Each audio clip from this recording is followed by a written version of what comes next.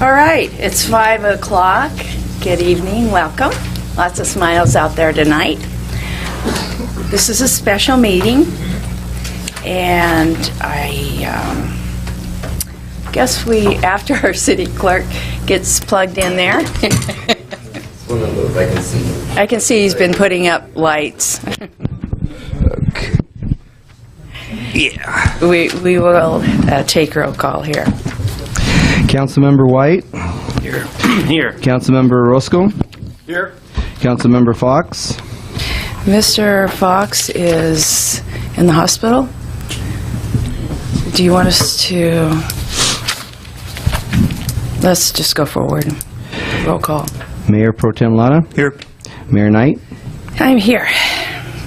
Okay. Excused absence. Are you going to vote on excusing the absence? I'll make a motion to excuse Councilmember Fox from tonight's meeting, special meeting. I'll second that. Okay, so motion by Lauder, second by Orozco to excuse Councilmember Fox. Roll call. Councilmember White. Yes. Councilmember Orozco. Aye. Councilmember Fox absent. Mayor Pro Tem Lotto. Yes. Mayor Knight. Yes. And Julie Farron, would you lead us in the pledge, please? And I'll help you. That was good Christmas wishes here. The hand of your heart begin. I pledge allegiance to the flag of the United States of America and to the republic for which it stands, one nation, under God, indivisible, with liberty and justice for all. Thank you, Julie. I'll never do that to you again. All right. I guess we're going to move to a public comment period. Is there anyone here hoping to speak? If not, I'm not going to go through the disclaimer. I'm trying to keep my voice because I've, like a lot of you, had the bronchitis thing. So, okay, we will forego that, and we will move to our city treasurer report on our standing financial committee appointments. Madam Treasurer. Thank you, Mayor. Thank you, council members.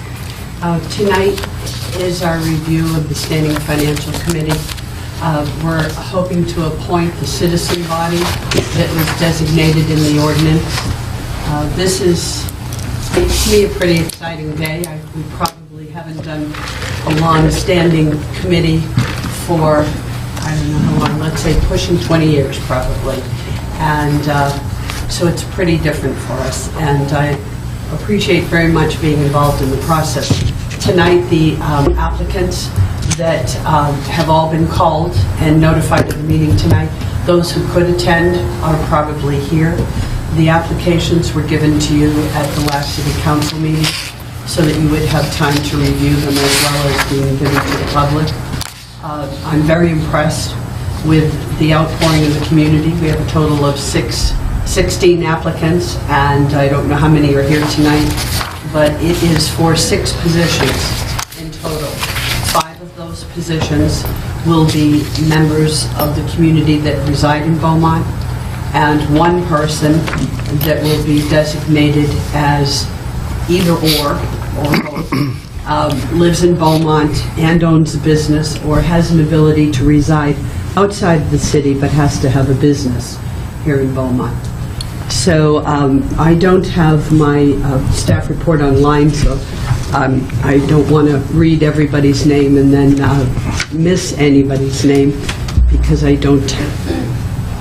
It's on the wall behind me. Thank you. The trouble is, it's behind me. Just a second. We have Sean Bellinga, Richard Beneke. I apologize, Paul. I don't remember. Paul Bricker. Thank you. Jennifer. Burnett, Carr, Condon, Hallowell, Harris, Johnson, Jordan withdrew, Mamea, Morgan, Perez, Santos, Snyder, and Souder. So with that, I'd like to turn it over to you, and I hope to be able to contribute at any time, maybe during the question period, where there may be some comment that I might have that would help you make your decision. I gave you a matrix just as a starting point, just to give you some thinking structure to maybe how you wanted to start with your review process. And with that, I will turn it over to the council and to call whomever it is that they wish and to designate whoever it is that they might like to hear from. You were going to establish a list of people based on the review of the applications that you wanted to make sure that you heard from or that you had here tonight if you wanted to ask questions of. So with that, Mayor, would this work if I gave it to you to go ahead and start with the names that you have, because I want to make sure it's handed over Okay. in a manner that works for you. Okay, I want to hear from our city attorney. Do you have a quick update on what we're doing, and so everybody understands the procedure? The city treasurer is correct. The committee is composed of 9 voting members. 2 are council members, 1's a city treasurer, 5 are residents, and then the 9th voting committee member is a resident or a Beaumont business owner or both. In terms of the procedure, I think your city manager has an approach that she'd like to suggest to you. At the last meeting, my recollection is that you said you were all going to bring a list. You had 16 applicants. You were going to bring a list of 8 people. And then I think the city manager has some suggestions in terms of how to take that list and compile the information from it to narrow the group down to a smaller number for interviews. Okay. Thank you. Let me back up a little bit. Okay. Because we've had some things happen this afternoon. All right. First of all, Councilmember Orozco emailed me copies of an email that he had sent out to the applicants, and he emailed all of those responses, and I printed out copies and laid them at your stations for you to review those so that everybody's on the same page, and I've left copies in the back for the public. I do have more than one copy now, by the way. So feel free to look at those. Secondly, we, as Mayor mentioned earlier, Councilmember Fox is in the hospital. He was admitted this morning. He did not want to miss out on his choices, so we went to the hospital today and we did pick those up and I have them here. I spoke with City Attorney Pinckney and he said it is appropriate for Councilmember Fox's choices to be included. However, obviously, for obvious reasons, he won't have a vote in it. The second thing I did was I put a matrix on the board. My recommendation, and it's entirely up to council, my recommendation is to take the 8 that you discussed at the last meeting, your individual 8, and rank them in 1 through 8 order. And what we would do is we would go through each council member's rankings and add those rankings to the individual people. And at the end, if we add across the person, the 8 people with the lowest cumulative scores would be the 8 that you interviewed. And if I remember correctly, council indicated that we would do that in front of the public, pick 8 in front of the public collectively, and then the other 8, and now 7, would be free to go. So that's my recommendation. What is the council's pleasure? May I make a comment? We had talked about ranking and then not ranking, and you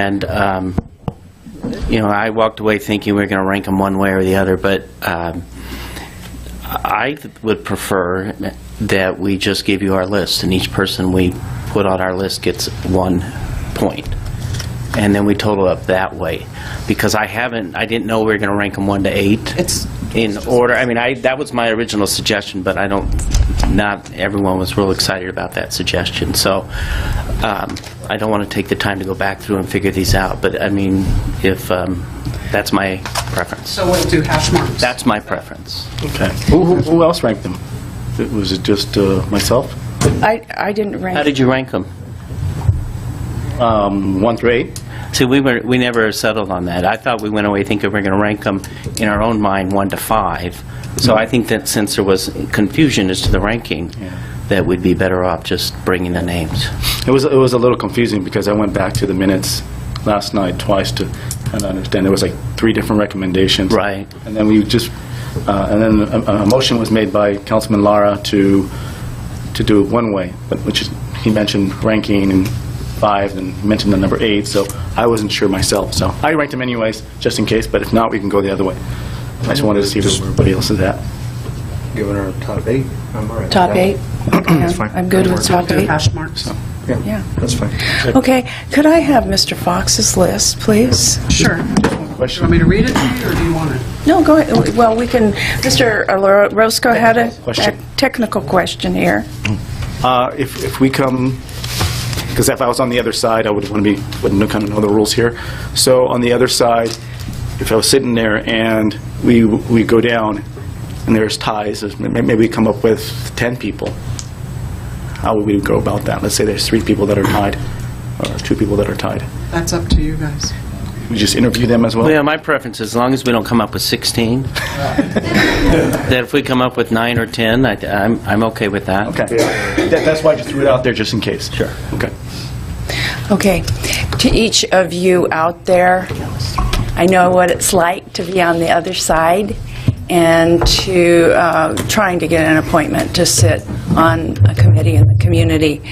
And before I was on council, I did sit on a number of communities, but there's so many applicants. Please, please, if you're not selected, don't be offended. Come back.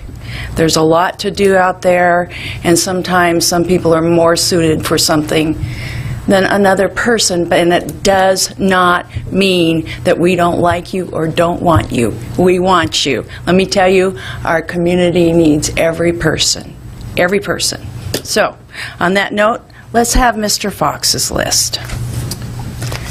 I'm just going to read the last names, because that's what he wrote down. Aaron, me, the recorder? Or are you going to record? I can try. Oh, okay. Oh. Teaching degree will come in handy. Oh, the recorder. I was like, Sorry. Just the teacher and me. Need a marker.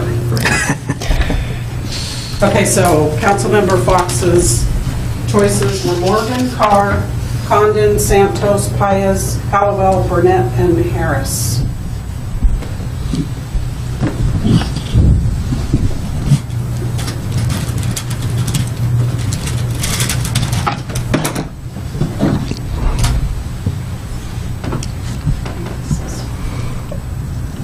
Yes.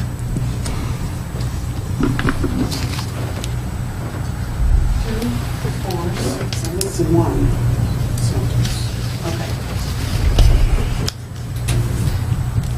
okay. So, Councilmember White, would you like to do yours Sure. next? I have Mr. Bricker,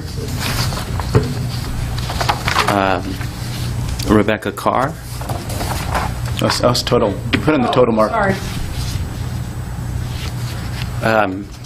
William Suter,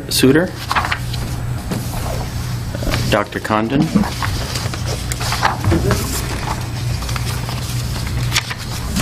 forgive me if I butcher this, Aseda Mamea, Elaine Morgan, Jennifer Burnett,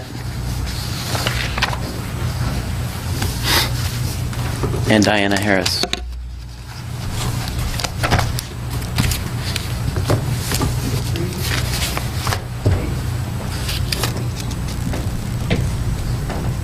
Okay, ready? Mayor, who do you want next? Mr. Laura? Sure. We have Condon,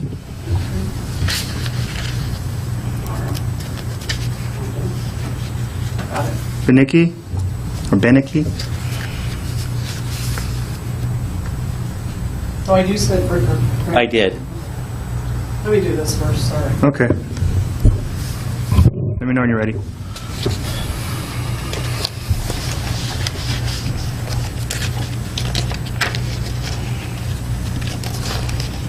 And Harris, correct? Councilmember Lloyd? Me? No. I did have Harris also, yes. Okay, sorry about that. Dr. Condon? Condon? Beneke? Carr? Souter? Burnett? Harris? Morgan? And Halliwell.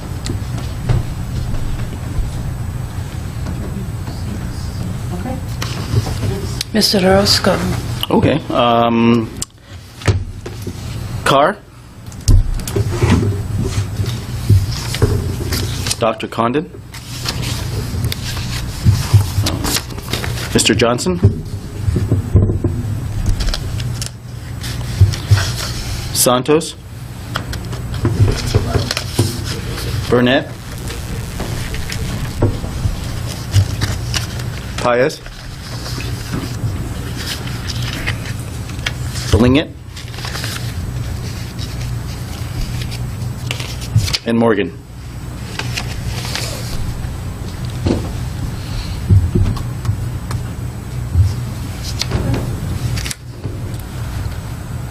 Okay, my turn.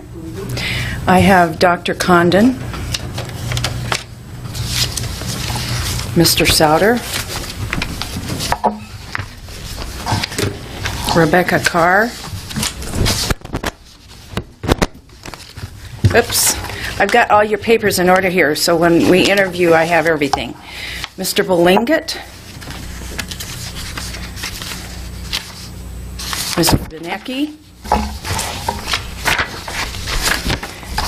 Mr. Halliwell, and Paul Bricker. How many is that? Do I get them? 7. 7. I need one more. Mr. Santos.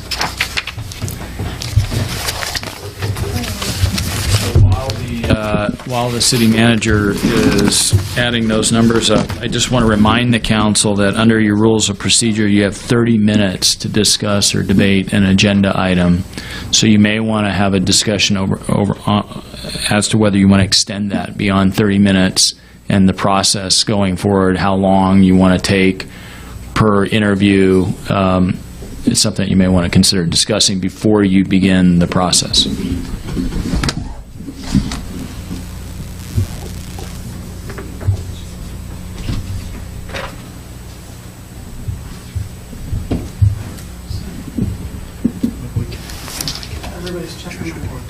Should we try 10 minutes a person and then see how that goes and adjust that accordingly? She's a given.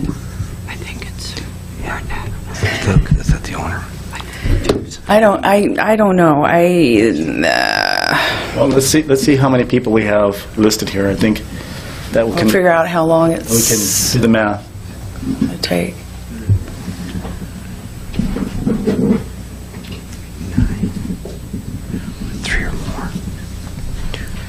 Looks like we'll have 9. 1, 2, 3, 4, 5, 6, 7, 8.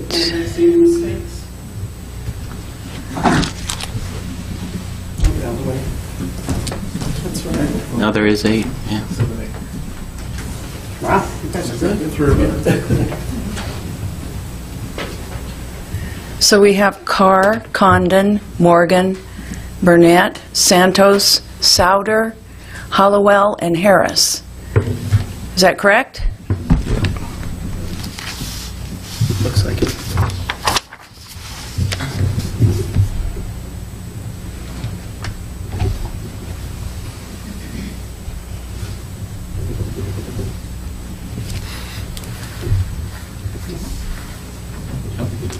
matching. That's what I have on my Yes. list. It was just one off. Okay, we're good? All right. Do we have a clock on the big screen here? I mean, we could give each person 3 minutes to start, and then we each take a few minutes. Or, We can do the 3 minutes with Julio, and I can do a 30-minute total. We don't have IT here tonight. Okay, Okay. And are we going to keep our questions to 1 or 2, or? That's up to you. That's up to you as a council to decide how you want to do this. Are we going, Mayor? Yes, Mr. Roscoe. Are we going to do what we suggested with the candidates, moving them to another room? And That was going to be one of my questions. Was that a consensus on? I think we Yeah. had decided that, yes. We want to make it fair as we can. So here's my thought about the 10 minutes, is there may be some people that I don't need to ask a question for, or that I want to ask a few questions. And I think that may fluctuate between all of us per candidate. So if we started off with a 10-minute limit per person, if we're not done, I mean, that to me should be a goal. Because there may be someone that we all want to ask questions of, and then I don't think, limiting ourselves to 10 minutes works that way. Any other comments? After, Mayor, may I? Yes. So after we've heard, had a discussion with the candidates, the applicants, then we're going to take some time to discuss and deliberate at the end? Unless someone makes a motion for all 6 and it gets approved. That's possible, too. Do you want to discuss that now before Sure. we start that process? I mean, I would like us to maybe... Sure, what's your idea, Mark? Well, I would just maybe at the end, after we've heard all the applicants, we take a few minutes to discuss, kind of, and then at that point, just kind of talk amongst ourselves. In public. In public, Yeah. and have of course, in public, and have a just discussion on, who our top 5 are, maybe at that point. I'm not sure I understand. Okay. You know what? I want to interject something here. I think we, in the future, need to, this is something that we haven't done a lot of. We need to put something in place so we have a procedure that makes sense to everyone and everyone understands what's going on. And so maybe we could work on that for the upcoming year, next time around. So it's my understanding we're going to take 10 minutes per candidate, or per applicant, right? And we're going to clear the room, and you guys can all go out there and have a good time. And we'll bring you in one by one, and there will be up to 10 minutes for each person.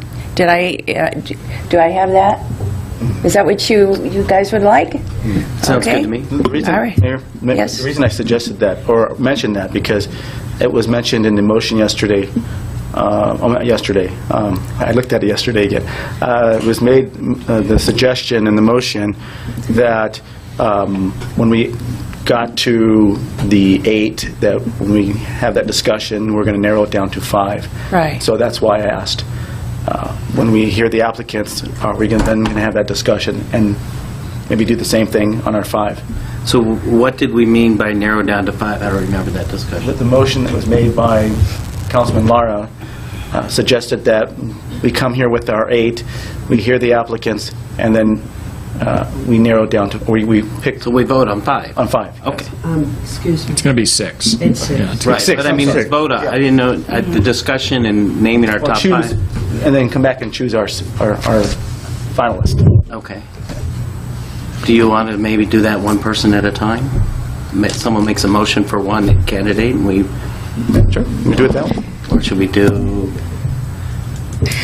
What about if we, I don't know, for when I interview people, I take my top people and I rate them Do the same thing we and did. do the same thing that we did. We might get some type of, where it doesn't take us all Right, night. yeah. I'd rather just do that. But that's what any interviewing process that I've done, is that I intensively look and then one, boom, boom, boom.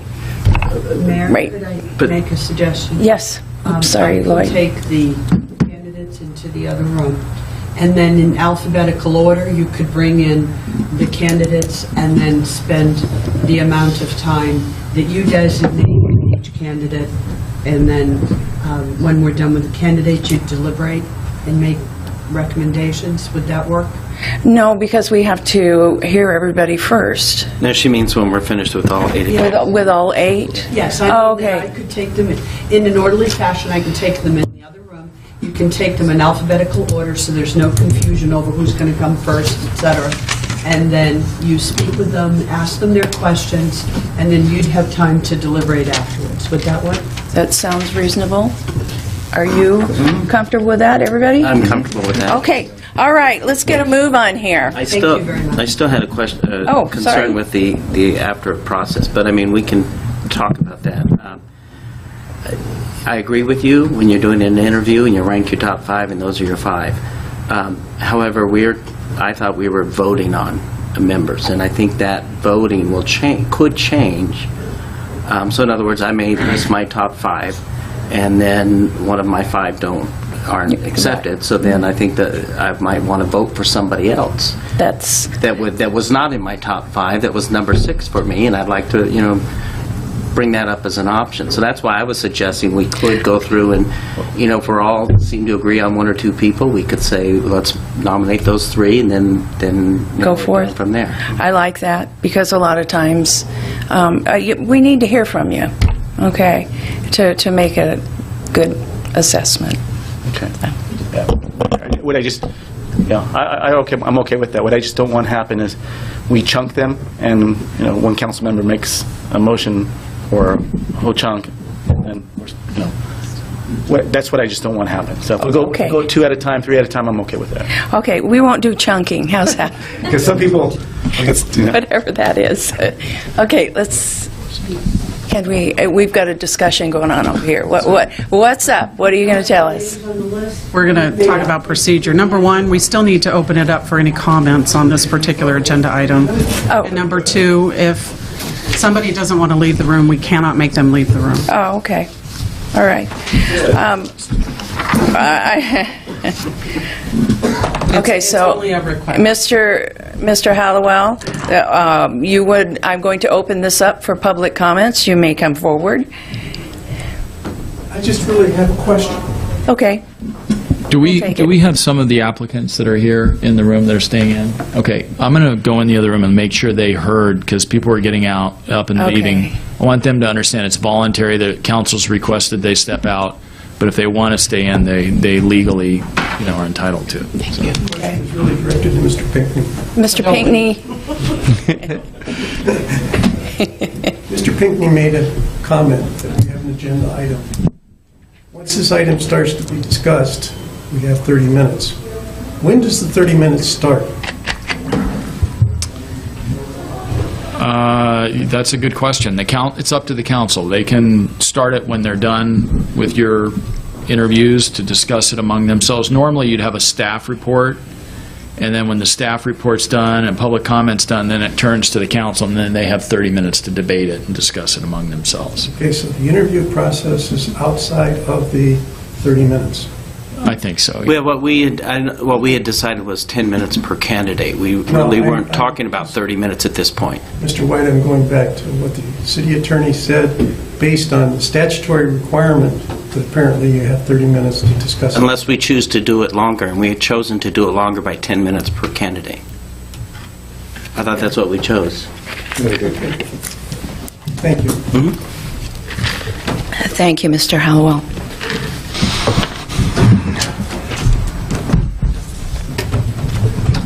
I will start the timer when you're ready.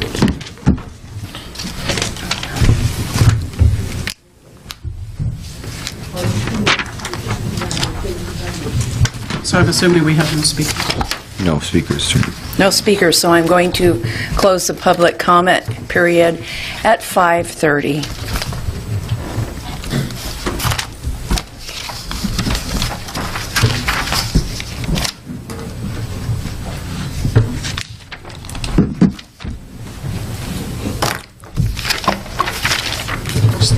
I think so. Okay. According to me, Burnett's first, right?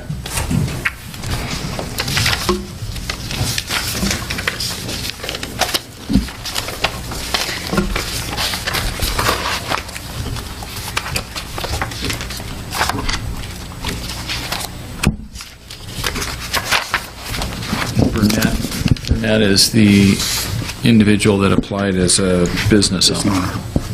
Excuse me? Burnett is the business owner? Yes. But since we only have one business owner, non-resident, it's just one of the 6 then, right? If we had 2, we'd have to decide which one to take. That 6th position can be a business owner. Or a resident. Or a resident, so. Okay.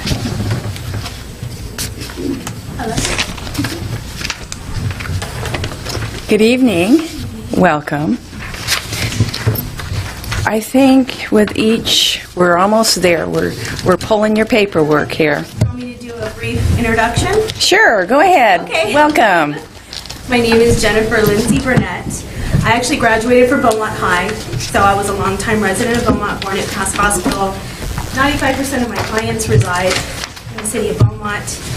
I'd say about 99% of my family resides in Beaumont. I'm in between Beaumont and Banning, so I am Banning City, Beaumont Unified, as far as school district goes. My business is on Beaumont Avenue, Financial First Aid, and we've been open for 4 years now. We provide financial advisory work, tax planning, legal assistance,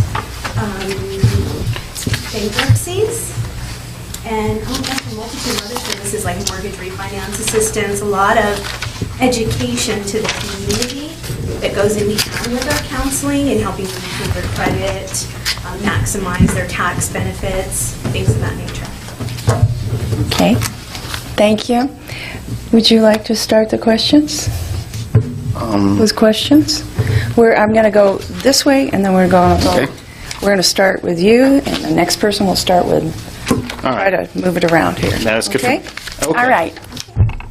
So, yeah, one of my questions was, ask every applicant is, you reside, of course, obviously, you stated that already, you reside in Banning, Yes.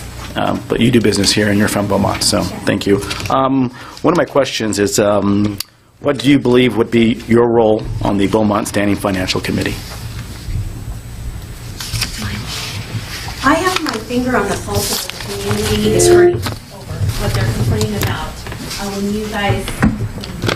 When a law is passed, like Melrose, for example, not necessarily you signed for that, but I hear the backlash. I hear what the clients are, or the citizens are frustrated about, why they would leave the community, what is burdening them financially, what is benefiting them, and I hear that not just because they're processing their taxes with me, but these are bus drivers, teachers, police officers, CHP, multitudes of people in the community, principals, business owners, multiple business owners. So I actually see the flow down of laws passed and how they impact directly the citizens. And I feel being a good voice for that, not necessarily for my own personal preference, but for theirs. Because if they're successful, then my business is successful. Okay. Are you good? One more? How many can I ask? Well, we didn't decide that. I'm going to ask two. What am I limited? Okay. We just expect you to be reasonable. Yeah. You'll be Okay, fine. I'm not going to ask 10 or 12. We trust you. So, and one more. Okay. I think, well, you kind of answered that already, so I'm going to kind of go to my third one here. And this is, I think this is a tough question. It may not be to some people, but and I know it's tough for us as well. But Councilman White suggested that we're not going to be able to get out of this mess by ourselves. We're going to have to rely on the community to support us here. So the question is, what do you believe is the short-term or long-term solution for Beaumont's recovery to solvency? Short term? Yeah, suggestions, ideas. I have read the audits and the reports. I have looked at all of the tax influx in the property areas. I think in the short term, people need some instant relief. I've definitely seen economically people are doing better. Obviously, we went from a census of 6,000 to 10,000 to growing exponentially in the city. So people are doing better. But some short-term tax relief, the Melrose in certain areas is extremely high for citizens. And it's actually causing them to abandon ships, sell their homes, and leave the city. and I'm seeing it on more than one occasion. So in the short term, some sort of relief, but in the long term, I think a lot of the policies that are going to be in place that I've seen from the audit that are asked for would be very beneficial in streamlining, cleaning up the books, keeping everything more in order, because if you're losing money, obviously, and you don't know where it is, it could be beneficial to help in the long term. I don't know if bankruptcy is an option. I know people don't like to hear that, and I don't know what the overall impact of that would be, but I do know we have a lot of litigation going on, a lot of lawsuits, things that are causing big bills for us. Our budget's not necessarily balanced to where we can accommodate growth. So economic growth also in the short term, relieving some sort of, giving a benefit to business owners to bring businesses in here and to grow jobs would increase our revenue faster than taxing individuals that are currently here. You know, so growth, more people, more money, and everybody's bearing a small burden instead of big burden on a small few. Okay, thank you. Thank you. Okay. And those are just ideas. I know I don't have No. all the numbers, but just based off of what I'm looking at. Yeah. Okay. Mr. White, would you like to go? Sure. When we established the structure for the committee, we did it intentionally with leaving the mission vague. And we all sort of have a different perspective of what we think the committee should be involved in doing. It's not a rubber stamping. It's more of, in my opinion, it's not a rubber stamping. I want to get input from you guys on items before they come to council, like budget and like audits, the preliminary audit report. And I noticed that you had a lot of experience in finance. Can you give me a little experience you've had in doing budgets? Well, I budget my own personal business. I actually budget individuals. So I budget individual businesses in the community, LLCs, S-corps, small sole proprietors, and then my own business. So the largest business that I consult is about $4.5 million. And I do consult them on payroll, expenses. I'm really good at being able to look at spreadsheets and discern the strange things. And what information are you looking for before you start the budget process? I mean, what do you need to have from your customer, your client? Before I start, I usually want to see 3 years worth of tax returns, and then their balance sheets, their profit and loss statements, and then I go into individual detail because I like to look at profit and loss and balance sheets and then verify it based on prior years. And so I look for anomalies. Large increase, let's say 15% increase on this expense from this year to this year. Then I go into the general ledgers and I see why. Why is this occurring? Why are we having an influx? Does it match? Is my revenue increasing with my expenses or just my expenses out the door? And that's where I tighten up. And I also look at individual vendors that they're using and whether we can find someone who's more competitive. Okay. And this is a tough question, but I think need to be aware. These meetings will be held in public, so they're public meetings. Public can come, public can comment, public can critique, can call you names, and you may. I deal with the public all the time. Good. Good. You may just mistakenly switch some words around in a sentence, and next thing you know, people are saying you're planning on doing something really horrible for the city. So I just want to make sure you're aware of that and that you're comfortable with that it is a public experience. Like I said, I deal with the public, but usually they love me, so I don't deal with a lot of the lack of love. But my heart is in the right place, and I really care about the community. So bottom line, I mean, that's why we're here in America, right? We should have the freedom to speak and the freedom to have opinions different from one another. So I'm perfectly okay with that. Thank you. To me, it's positive feedback. Thank you. I'm done. Thank you. Mr. Lara? Sure. This committee's being put together under Ordinance 1062, okay?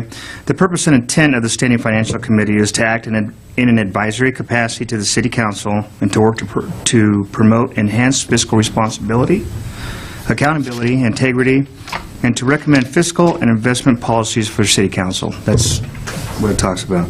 If you could pick one item to enhance the city's fiscal responsibilities, what would that be? One. More balance and checks on receivables and payables. Okay. Thank you. Thank you very much. Are you good? Okay. How familiar are you with city government and city government finances? I am not. Okay. Okay. That answers my question. What is your vision that, as far as your part on the committee, that we don't do past practices, that we don't make the mistakes of the past, in the sense of what do you see pushing towards the future as far as this committee? As far as financially, what would you think your role would be? Are you beeping us? Well, you don't have to answer that. My role as far as enhancing, it would be what you need. I mean, my brain's an open book. It's just to suggest and advise or brainstorm and throw ideas out there. It's not to bully or boss, but maybe something wonderful comes out of our commingling of ideas, and we can economically grow and keep things more tightened up. So I don't know how much the council members were involved in detail accounting. That's not what I would see this position as being. So when I saw a lot of the errors myself in the audit, and I saw the personal comments that were made by a lot of citizens, I felt sad, because I know a lot of things, for example, capital assets and depreciations are not something the average person is familiar with, nor would they be able to ascertain that from looking at just a blanket statement. So I think being able to open our eyes or help you see, hey, this might be bad, so that we can just research it, would be the best thing that I could contribute to you, to help you see those things that you may not normally see. Okay, thank you very much. Appreciate your input. Okay. Before we start the next one, may I make a comment on the process? I think that worked well, but I would like to suggest we start the 10-minute after the candidate has a chance to Introduce themselves? introduce themselves. Maybe if we have to, we put a 3-minute on that introduction. I don't know, but just a thought. Okay, our next person will be, are we keeping track? I didn't put them in alphabetical order. Carr is the next. Carr. Okay, and I want to make sure I pull my papers here. There we go. She's the one that's going to be late. Oh, she's going to be she's the late? one that's going to be late. Okay, all right.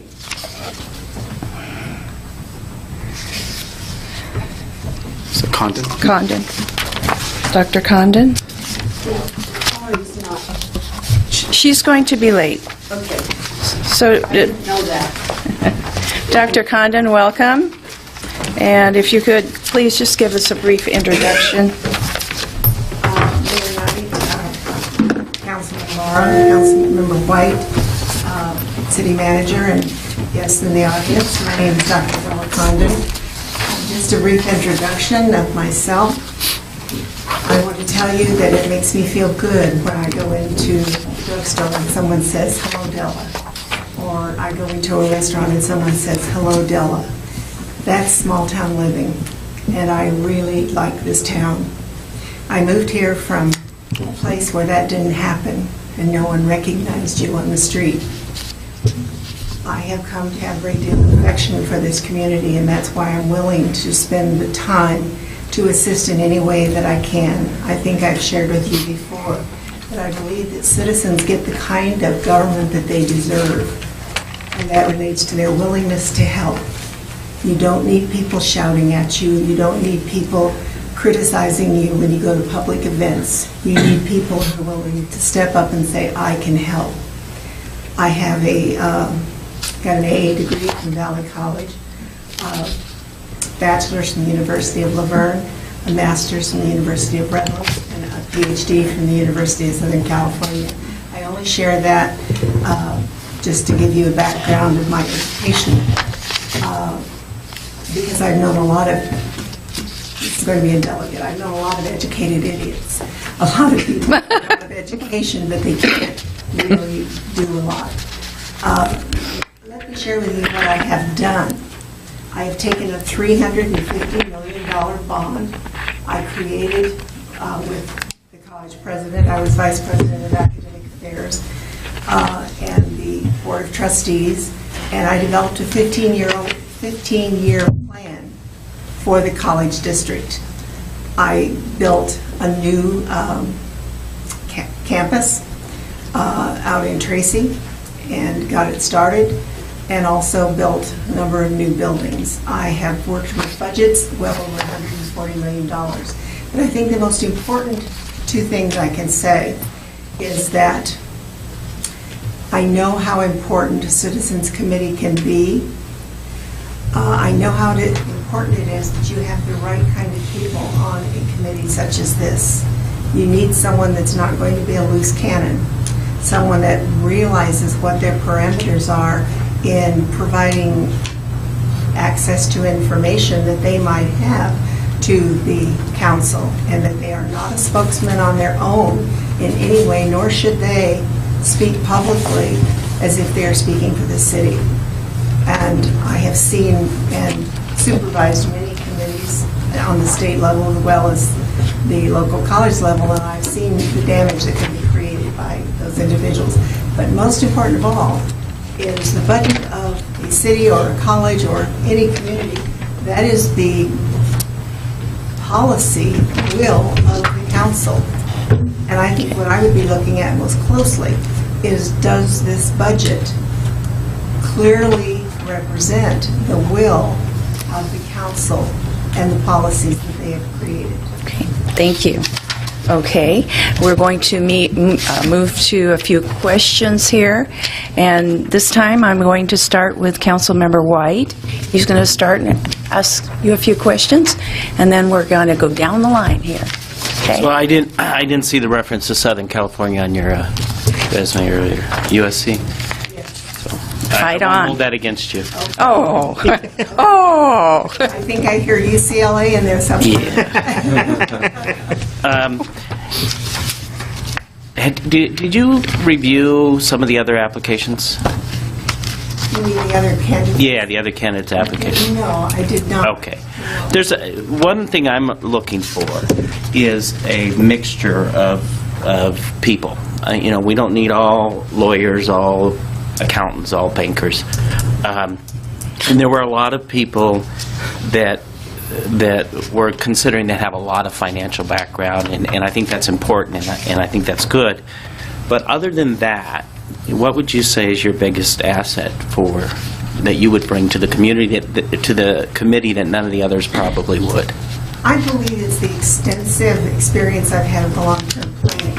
I was Vice President of Human Resources at Riverside Community College for approximately 10 years, and I had to plan at least 5 years ahead for staffing to make sure that the budget requirements for staffing were the reality of what that staffing was. So I learned how to plan for long-term contingencies. So the planning ability, I believe, is one of them. Another one I believe is a strong asset is I spent some time at the Harvard Institute of Negotiations, and we dealt with getting to yes. And that is a technique by which we determine how to find out what we can agree on and come to agreement and work in a very compatible, collegial way with each other. That, I think, is going to be one of the most important things of this team, that we have a group that can be open-minded and work with each other and listen to each other, and no one being particularly dogmatic in a particular perspective. And I have always been a consensus maker, both in my time as a union president, both on the state and the local level, helping people work together, and my long-term planning experience. And I really believe that we can get this city into a financial planning situation where we can look towards the future with a more optimistic view. And when our mayor goes out in public, she won't have to feel defensive or apologetic. She can look people right in the eye and say, we have a plan, we're working on this. And I compliment you on putting this committee together. Thank you. I'm done. Okay, Mr. Laura? Doctor, thank you so much for applying. Have you ever served on a committee? And if so, what was that committee, or what was your role in that committee? Yes, there was was a plan by the legislature to recreate the methodology by which the community colleges operated under a system called shared governance. And legislation had to be crafted for that, and the entire legislative code had to be rewritten. And I was appointed by the governor to serve on that committee. After that was completed and it was put into law, and it did truly change the community college system dramatically, I then served as an appointee by the governor on the Department of Consumer Affairs Board, where we looked at the industries and the need for certain kinds of oversight that they had. And I worked as the president of that board, and we had a good group of people that worked very positively together, and I served in that position for 4 years. Thank you. That's all I have. Thank you. Mr. Orozco? Yeah, a lot of the questions that I was going to raise were asked already, so I'm going to ask this question too. What community do you live in, Beaumont? Oh, I live in Solara. Solara. Okay, I knew that. I just want to put that on the record. So, yes. Okay, and then the next question. I kind of believe it's tough because you put yourself in a situation. We've been talking about, again, Councilman White had brought up a comment, and which I believe to be true as well, is that it's going to take the community, instead of just the council, but the community buy-in and the community as a whole to kind of rebound from what we're at here. And I would like to see this committee continue on even past us as council members. And the goal of this committee, obviously you kind of stated your experiences, but some suggestions or comments or ideas that you can share with the council in terms of short-term and long-term solutions for Beaumont's recovery and to become solvent again. To stay solvent too as well. I'm going to talk about something that may be sensitive, but I think that's why that you would want me to serve, because I will always speak truth to power, as they say. I think one thing that needs to be looked at is the classification system you have for your employees, and do those classifications match classifications in the broader community? Does the pay schedule match with that same job in the broader community?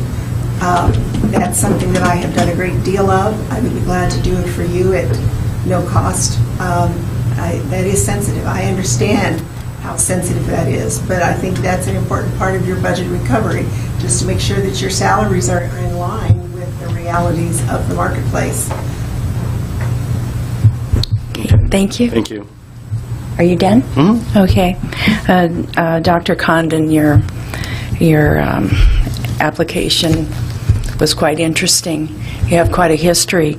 And I've also seen you at our city council meetings, and I really appreciate that. And also what you've had to say here.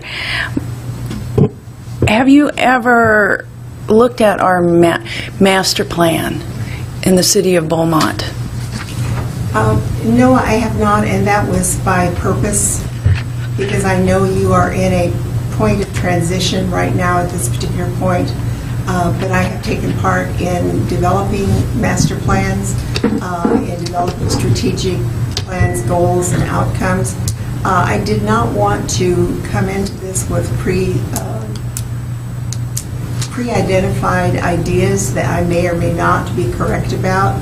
I know when I first came to Beaumont, I had a number of people saying things to me that were pretty inflammatory, and I thought, that can't be right, and I came to the city council meeting and found that is not correct.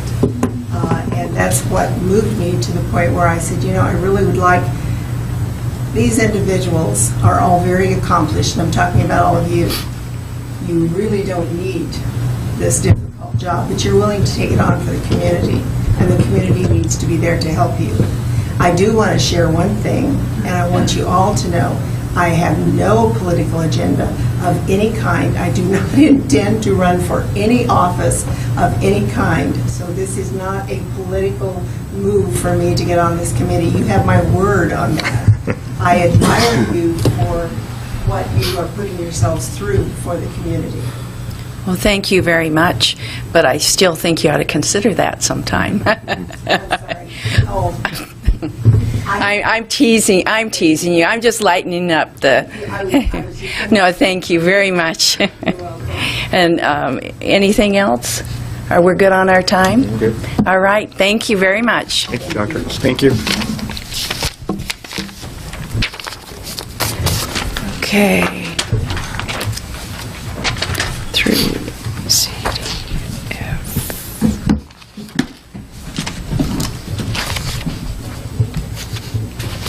Is it Hollowell next? Or Hollowell? Is that our next person? Yeah. Okay. And then Harris, and then 5,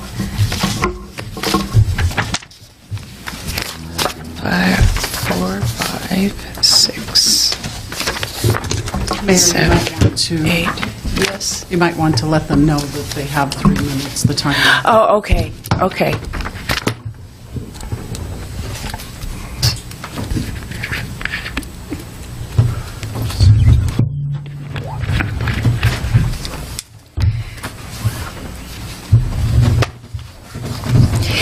Mr. Hollowell, hello?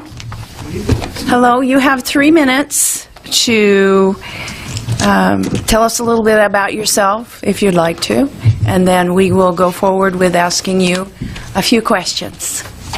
You know, I really don't know where to start because I've been in front of you so many times and given you a dissertation verbally and given you a long resume. But Okay. I would say that in short form, that I started out many years ago in the military. Spent 4 years, 1 month, 5 days, all good time because of an extension in public health. I then continued on and worked in public health for another 26 years in the local health department. So I ended up with 30 years altogether with public health. And unfortunately, I was in the field and doing the work of the people that were shot at in San Bernardino. I was an environmentalist and a plumbing inspector. I then went on to work for a nonprofit association, which was the International Association of Plumbing and Mechanical Officials, as a staff director, and my responsibility was to travel the country to meet with governmental officials, meet with the legislature, and other people that were involved with regulations involving plumbing and heating. I then retired, came to Beaumont. I did some consulting work, some of it for them, and then for another company for about 3 years. I guess I'm fully retired now. But then, along the way, while in Beaumont, I served 2 unexpired terms on the Beaumont-Cherry Valley Water District as a director. Unfortunately, I lost the election. Basically, I served on the preliminary committee for this committee. In other words, the financial committee, when we were looking at hiring a consultant. We discussed some of the issues that were going to be discussed by the committee as it moves forward. So that gave me some idea of what we might be doing on the upcoming committee. And I apologize, Mr. Roscoe, I didn't answer your query. I did not anticipate a solicitation of answers to questions from the council members, and especially at the 11th hour. But I believe the role of the committee is still being developed.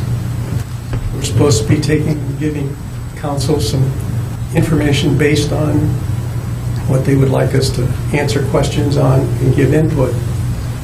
When I was on the original committee, I made a comment that I thought that one of the things that I think that the city of Beaumont needs is not just a plan on how to get out of the business, but incorporate in that additional revenues. Because I can see where the city doesn't have enough money with the existing revenues to take and move forward without getting more revenues. To that end, I was on vacation in October in a wonderful place called Portland, Maine. And they had an article in one of their local papers. Starting January 1 of this next year, they have a new service fee. It's known as wastewater management. They're going to start charging people a fee, commercial, residential, to take and help supplement the costs of operating the stormwater management program for the city. They're under a mandate, the same as you are, that you have to do it. They don't have any treatment facilities at this point, except that they're commercial,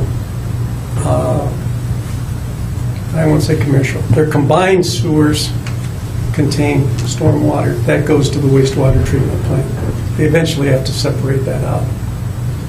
So I brought up the fact of the hotel tax that some places have. I was reminded that we have a hotel tax, but no one could tell me what that tax goes and pays for. So those were two things that I had thought of as far as additional revenues. And what are the long-term and the short-term solutions for recovery? I think that we're still developing those in the sense that we're trying to collect the information as to where are we actually at and how much do we actually have to do in order to take and solve these problems. And until we know, are we solvent? People say we're insolvent. People agree that we have some insolvency. Until we know what that is, and some of these other issues I mentioned a little bit of before, we can't come up with a complete solution. Thank you very much. Are there any questions for Mr. Hollowell, or do we know him very well? Questions at all? Who's on first this time? I think Laura, Councilman Laura? Does he? I don't think he's question. Sure, I've got one question. John, you understand that the purpose and the intent of the Standing Financial Committee is to act as an advisory capacity to the City Council and work to promote enhanced fiscal responsibility, accountability, integrity, and to recommend fiscal investment policies to the Council. If you could pick one item to enhance the city's fiscal responsibilities, what would that be? I think the first one and the most important is what is our financial position currently? Because we can't make plans unless we know. If you don't have money to invest, you can't invest. Right. And I understand statutorily that we're limited into sometimes certain funds that we can go into. Like LAFCO has a fund. We can go into banks for a certain amount. But there's some statutory limits as to where we can put all these funds. Okay, thank you very much. That's all I have. Hey, anyone else? Mr. Orozco? You kind of answered many of my questions. I appreciate it. Resident, where do you live currently? Live in Solera. Solera, okay. And you did talk about long-term and short-term recovery, and I like Mr. Lara's question there too. What was the next question I had asked? I think that was it. Nope, you answered them all. I'm going back to my notes, so thank you. Okay. Thank you for your application. I know that you've done a lot of things in the city, and I did serve on that committee with you. So I wanted to ask you a couple questions about the committee. What do you think your strengths in a committee situation is? What do you bring to a committee that is, I think, a strength that others do not? I think I'm willing to listen to what's being presented. I do tend to try and look at what's on our agenda and what's been prepared for us. And I then try to research on my own if there's something I don't understand. In other words, I'll ask questions. I think the other thing is I'm willing to change my mind if it's preset as to what I might be doing. If something's brought up to change it, I'm willing to change. And I agree with you on all of those points, that I saw that in you. What do you think the best thing is that came out of that committee? For the city, what was the best, the most important thing that came out of it? I think we were able to take and find a firm that followed through, came up with a report, and gave us some, what I would call, first insight as to where we are financially in the city. And they also made some recommendations as to how we might move forward. I have more questions. We have a lot of time, so I didn't want, if anybody else wants to jump in. You can have my time. I've had a lot of interaction with Mr. Hollowell, and he's got some good things going. Use it all. I know, but I have a number. If you noticed, I didn't put Mr. Hollowell up there on my list, so I wanted to ask him some questions. Okay. Okay, and go this for one it. is something I'm probably not going to ask anyone else because I know that you spend a lot. You're here often for our council meetings, and I want to get your opinion of our sustainability plan. What do you think of what you've seen from our sustainability plan? Truthfully, Yes. I haven't spent a lot of time on trying to review that. Okay. And I wasn't trying to trick you. No, I understand. Okay. We had the discussion in the committee about what we wanted the role and the mission to be. And you remember we sort of left it vague on purpose, but now, what is your opinion? How do you think the Standing Finance Committee can help us as a council going forward and the city in general? I think that once we've toned what the responsibilities really are of the committee and how they're supposed to function, that the committee will be able to take and then bring back recommendations based on the questions that are asked of them to review. In other words, I don't see them necessarily reviewing the general ledger because the general ledger is being done by staff and by the accountants and everyone else. Now, don't get me wrong, there may be some general issues to look at, but to look down at the daily ledger and try and make recommendations back to the council, I don't see that. I look at them being more of a broad... That was me. Sorry. Not a broad brush, that's probably not the right word, but a group that's going to look at the issue in its entirety and come back with recommendations. And and by that, what I mean is, if they say that, yes, we need to invest money, I don't see the committee going out and trying to figure out who's the best person to invest that money in. And one last question. What role would you like to see this committee play in the budget process? I mean, you just talked about not getting too into the weeds, but how do you think a committee like this could help us through our budget process?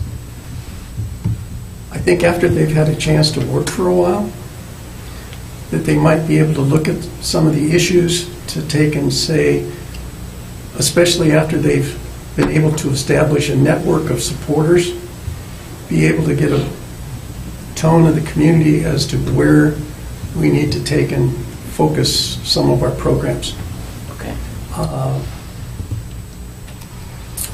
The one that I think is still out there and is going to be taking a lot of our time is the Melrose issue. We still have to grasp as to what the Melrose is for, where it was spent, how it was spent, and how it will be spent. And I've already said to Elizabeth, I thought that the people of Sweeney try to present the subject to Solera and their residents, a crowd which Mr. Lara would have been unhappy to see, only because it more than filled the room. But the thing is that we still don't know where the money went and where it is going to go. And when I use as an example the city of Portland that I mentioned, there's a crossover when you talk of the planned unit developments such as Solera. You pay a certain amount in a Melrose. You also pay a certain amount in the homeowner's fees. And some of those fees end up seeming to overlap. And where does the city's responsibility go to its residents? Whether they lived in the planned unit development or they live outside the planned unit development. At times, it seems like people are double paying. Thank you, that's all I had. Okay, how much time do we have? Okay, Mr. Roscoe, you're on spot one more time. I'm going to throw you in the hot seat because I was one of those two that had you on my list but didn't get you on my, quite make it on 8. And that was, here's a good, tough question. If you were on the committee and you were faced with, so you were doing your research and you identified your role, and the committee came back with a recommendation and some suggestions. It was presented to the council, and I know you like to attend the council meetings. If you happen to disagree with the recommendation and or the suggestion to the council, do you see yourself speaking on that, on your individual? Well, you still have that right as an individual, but would you feel comfortable still speaking your mind? If you're on a committee, you normally go with the committee. But if I felt it was egregious, I might say something. I would hate to prejudge that situation. But generally, the committee goes and makes their report. Okay. Thank you. Say if it's egregious, I might say something. What do you consider egregious? Give me an example. That's hard. Okay. Pre-stage. But it would have to be pretty high, right? Yes. Okay. All right, thank you. Okay, thank you, Mr. Hollowell. Thank you very much. If you don't mind, I'm going to sit in. Pardon me? I'm going to sit in for the rest. That's fine. Have a seat. Yes. Okay, we're going to take a quick break.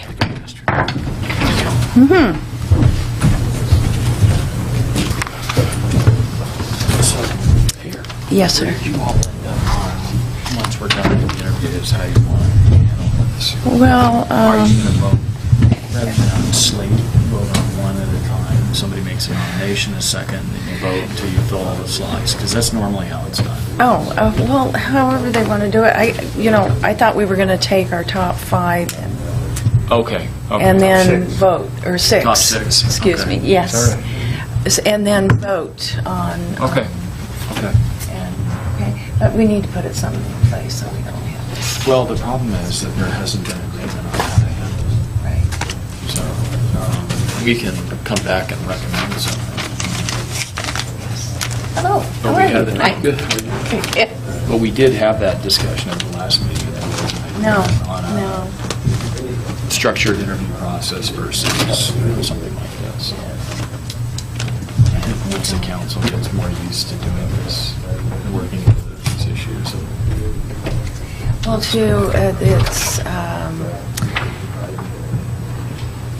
we've put in place what I was involved with was planning commission, and I don't recall anything other than with our new group, doing these. So it's their first time doing this. It's fine, you guys are working through it fine. Yeah. It's a little bit. Yeah, it's just a very little, beginning, yeah. but it's fine. Yeah, we're good. Thank you.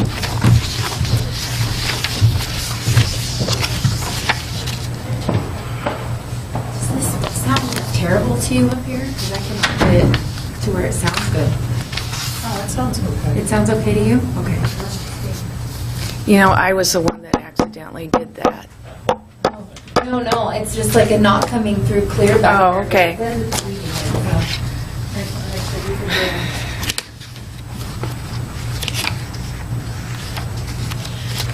Okay, I want to get my people in order here. Okay, number Souter is number 8. 8.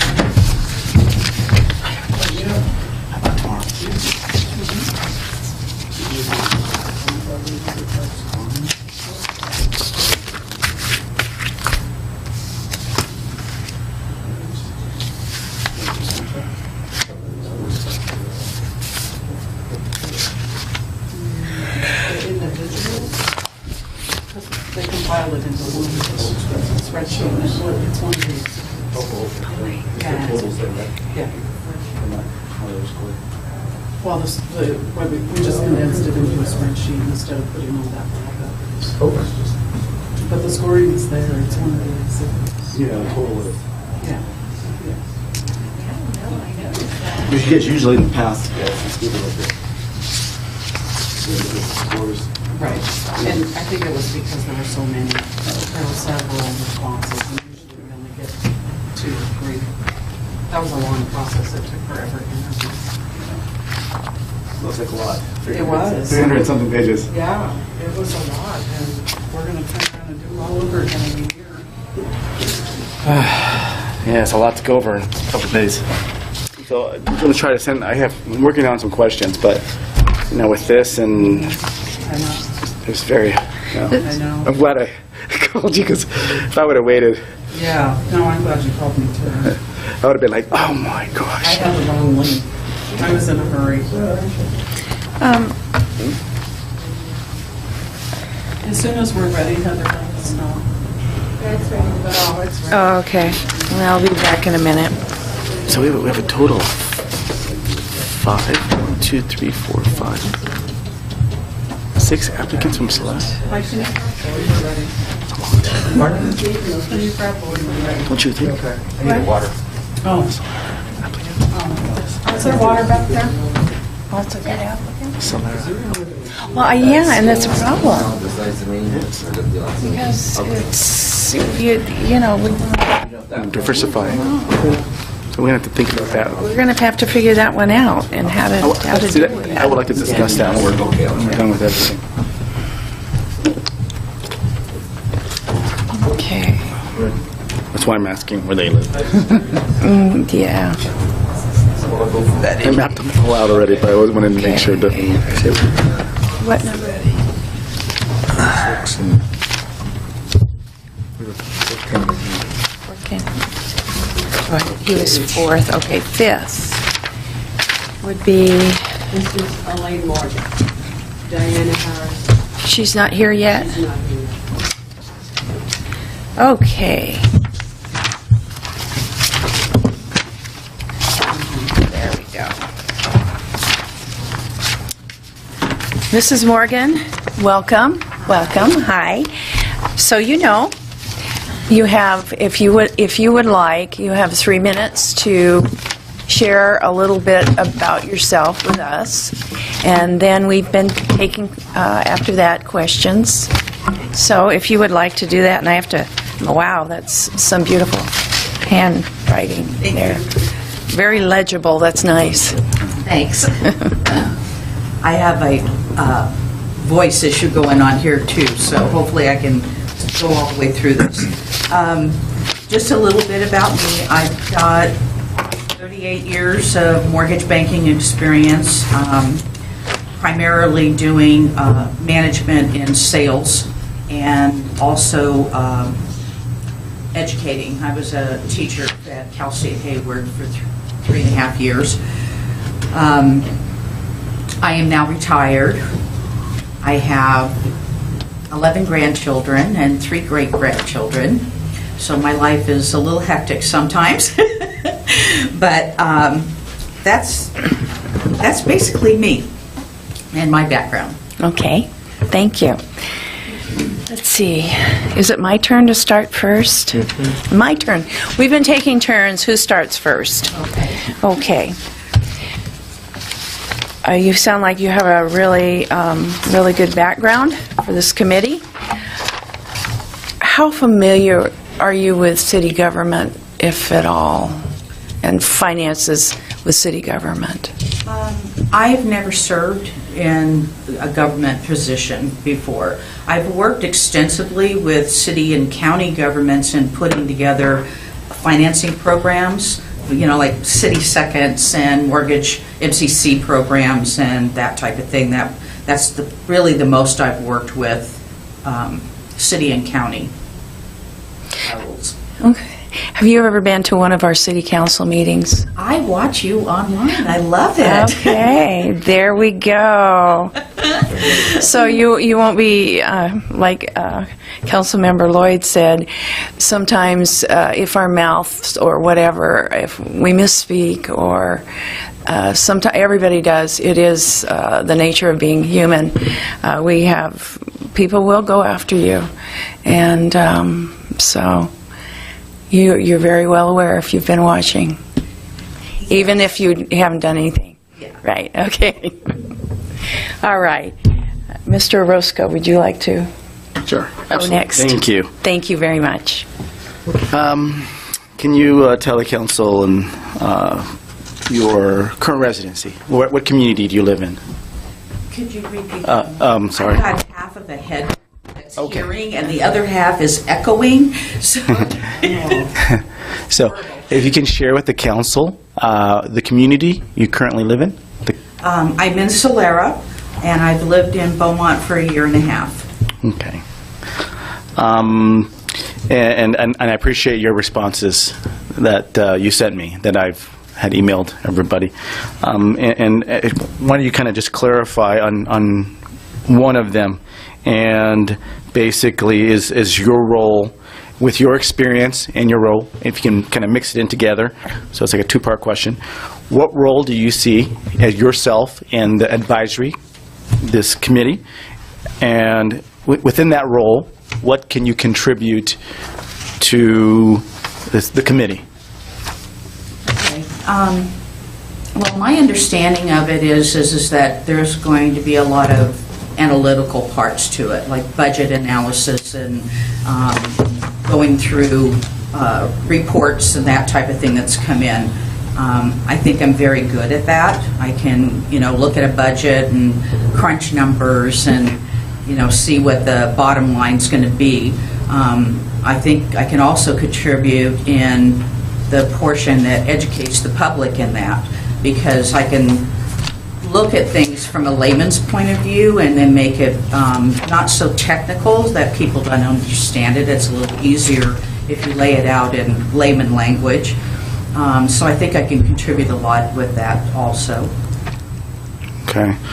One more question, and it kind of goes with that question, is if you were a part of this committee, and again, I'm going to mention this because I strongly feel about it too as well. Councilman Lloyd had brought up, and I also feel the same way, is that we're going to need this, we can need everybody in the community to help move us along into a new direction and kind of make us fiscally solvent to get out of this mess. Right. And I personally see the committee itself not just as an advisory committee, but if we were to educate and to go out into the community, I see you all as ambassadors of the city and the council to kind of go out there and every opportunity you get. Would you feel comfortable on whatever side you were on in the committee, but you all came up with a recommendation, a suggestion that was to come to council?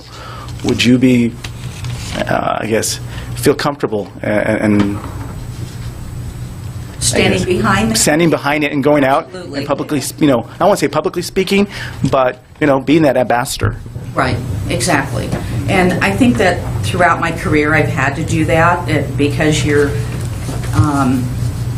dealing with the public so much and making sure, like the real estate agents that you deal with and other lenders in the industry and title people and escrow people. And I also served on as the president of the mortgage bankers. So, you may not always agree with what the consensus is. They might have wanted to do it a little bit differently, but I think once that decision is made, you have to go after that wholeheartedly.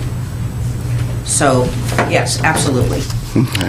Just one more thing I noticed, and I was going to ask you about that, Union Bank. Would you give us any advice? Oh, my gosh. I know you hear about it all the time, probably. I hear about it all the time. Maybe give us some advice on how to work with Union Bank. The one thing that they kept it very segregated within the bank was working in the mortgage division versus in the bank is two totally different worlds. I don't know that I would even know anybody that's still there because they swap out senior management every 4 or 5 years. I think they still do that, bring over new people from Japan. So I know the banking part of it's a little tough, but I know enough to make phone calls and I can talk intelligently with them, yes. All right, thank you very much. Okay. Okay, thank you. Mr. Orozco, or excuse me, I'm looking right at Mr. Laura.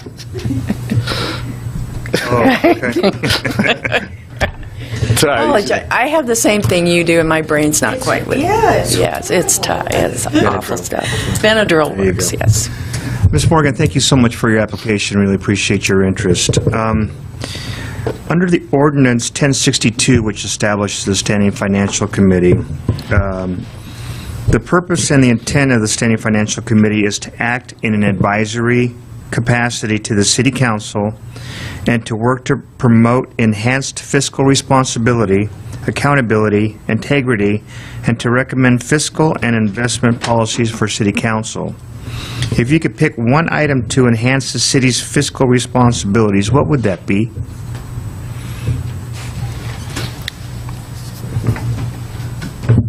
If I understand your question correctly, right now I think that the council is going through a great process, which is identifying where the problems are and trying to resolve those issues as we go forward. The adherence to the budget that's been set up is critical in moving us forward to that. So I think it's going to be finding the dollars. Where can we bring the dollars in order to move us forward and stay within that budget? And if we don't have the dollars coming in now, how are we going to generate those dollars in order to keep us on that process? Okay. One more question is, have you served on a committee before? I think you briefly touched on something with the bankers. For the city or the county? No. Any other committee at all? Homeowners Association, I did serve as vice president of our Homeowners Association in Northern California, not down here. Okay. No, just, well, the Mortgage Bankers Association and APMW, you know, are agencies that are mortgage banking related, yes. Okay. Thank you very much. Thank you. That's all I have. Okay, Mr. White. Hi, Ms. Morgan. Thank you for your application. I just have one question. It's multi-phase, and feel free to take the time you need to answer it. But it has to do with your experience in working with city and county agencies in developing and originating low-income and first-time homebuyer programs. So what I'd like to, in a few minutes, if you can speak on it, can you analyze what we're doing, City of Beaumont, if we're doing anything for low-income and first-time home buyers, and is there a way that the city could benefit from bringing in programs that we may not have at this time? I'd just like to get your sort of expert opinion on those. Well, I did hear in the meeting, I think it was this past meeting, that there was the approval to go ahead with the Riverside County MCC program, that you were going to go ahead and participate in that. And that's a fantastic program. It's a federal tax program versus it being a subsidy that we give to the people. But it allows them to qualify for much more home than they normally would without that. City seconds they're a great benefit. I mean, as far as, helping your first-time home buyer be able to purchase a home. I came from Northern California where things were really expensive. So trying to piggyback programs that you can do with, like Cal FHA and different programs to get that down payment for people, that's where they struggle. Home ownership is tough because they can't accumulate enough of a down payment. So whenever you can piggyback those programs between like MCCs and City Seconds to get people to buy homes, absolutely, they're well worth it. Okay, thank you. All right, our time is up. Thank you very much. Thank you very much. And really appreciate you being here tonight. Our next person, Santos.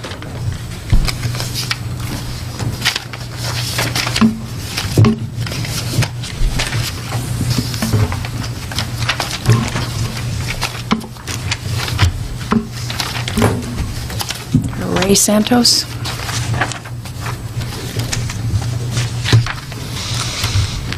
Mr. Reyes? Okay, thank you. Thank you. Welcome. Hello, Mr. Santos. The procedure here is, if you would like, we have 3 minutes for you to share with us about yourself, what you would like to share, and then after that, we're asking a series of questions. Sure. So you know? Okay. Okay. Personally, I used to be an accountant and now I'm a broker. At the same time, personally, I live in Tournament Hills. I've been here for 10 years. And I used to live in Loma Linda and Redlands. And family background, I have 2 daughters who's 32 years old and 35 years old.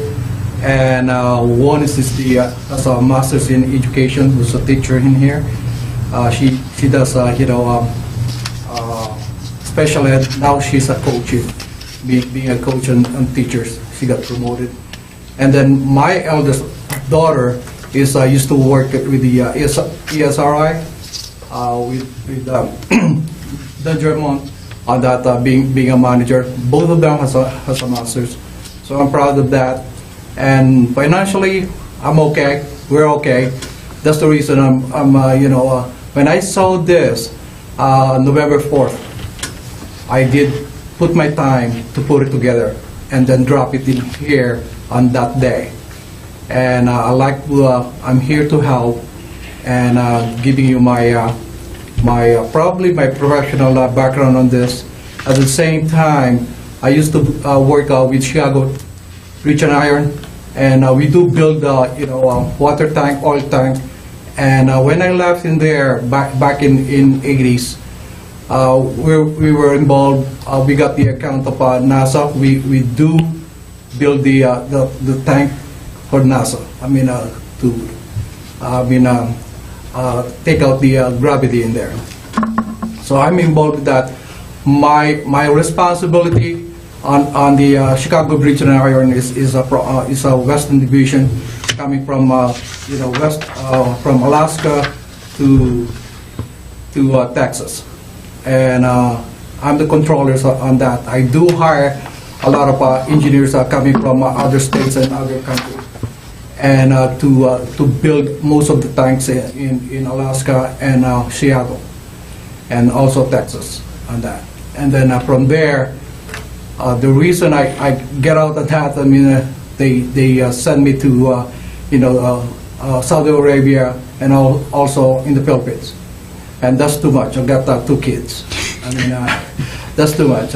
So I told them I'm not pursuing that that direction, and they gave me the being a treasury on the corporate, and I rejected that.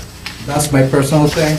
So went to real estate, and the real estate side, I'm a landlord. I own several properties in here, also in Redlands. I got apartments in Redlands, so I'm okay. Financially, and that's the reason, again, giving you my time. Volunteer side, I presently, a Parish Council, on the St. Catherine Finance Council on that, and also I volunteer on the tennis in January. Okay. My time's up. Okay, thank you. We're going to ask you a few questions next. Who's first on this one? I lost track. Mr. Orozco looks like he's ready. Are you ready? Back to the beginning. Oh, are we at the back? Are we at the? Yeah. Okay. Okay, It was back Mr. to me. Orozco's going to start. This All right. council member right here. Oh, okay. Thank you, ma'am. How you doing? Thank you, by the way, for applying. I sense your eagerness. I was able to make some phone calls and send out emails and talk to most of the applicants. And again, I truly appreciate your guys' responses. And I know in your voice, you're so eagerness by showing how you got the application in immediately. So you put quite detailed in here too, talking about, I think one of the things as council we're looking at, I know for me, is diversity. Not just work in the real world, in the real workforce, but in the private sector, but also in the community as well. And one of the questions I had set, you can talk about a little bit about your background as an accountant and controller, but what you think would be your role in the Beaumont Standing Financial Committee, and in that role, what is one of the things that you feel that you can contribute as a resident here and a homeowner into our community and the committee itself? So, actually, I'm excited to be part of this team. I mean, I met some of the ladies and the gentlemen in there. Seems like you have a good team in here. It's mixed, and I'm a team player person, and I like to work with you guys. And I think the way you set it up is perfect. I mean, we'll be doing a recommendation for you guys, and then of course the ultimate is your decision. And I love that. Being a controller, on my background is I do take care of the corporation. I'm a corporate guy. I do take care of the the employees and everybody.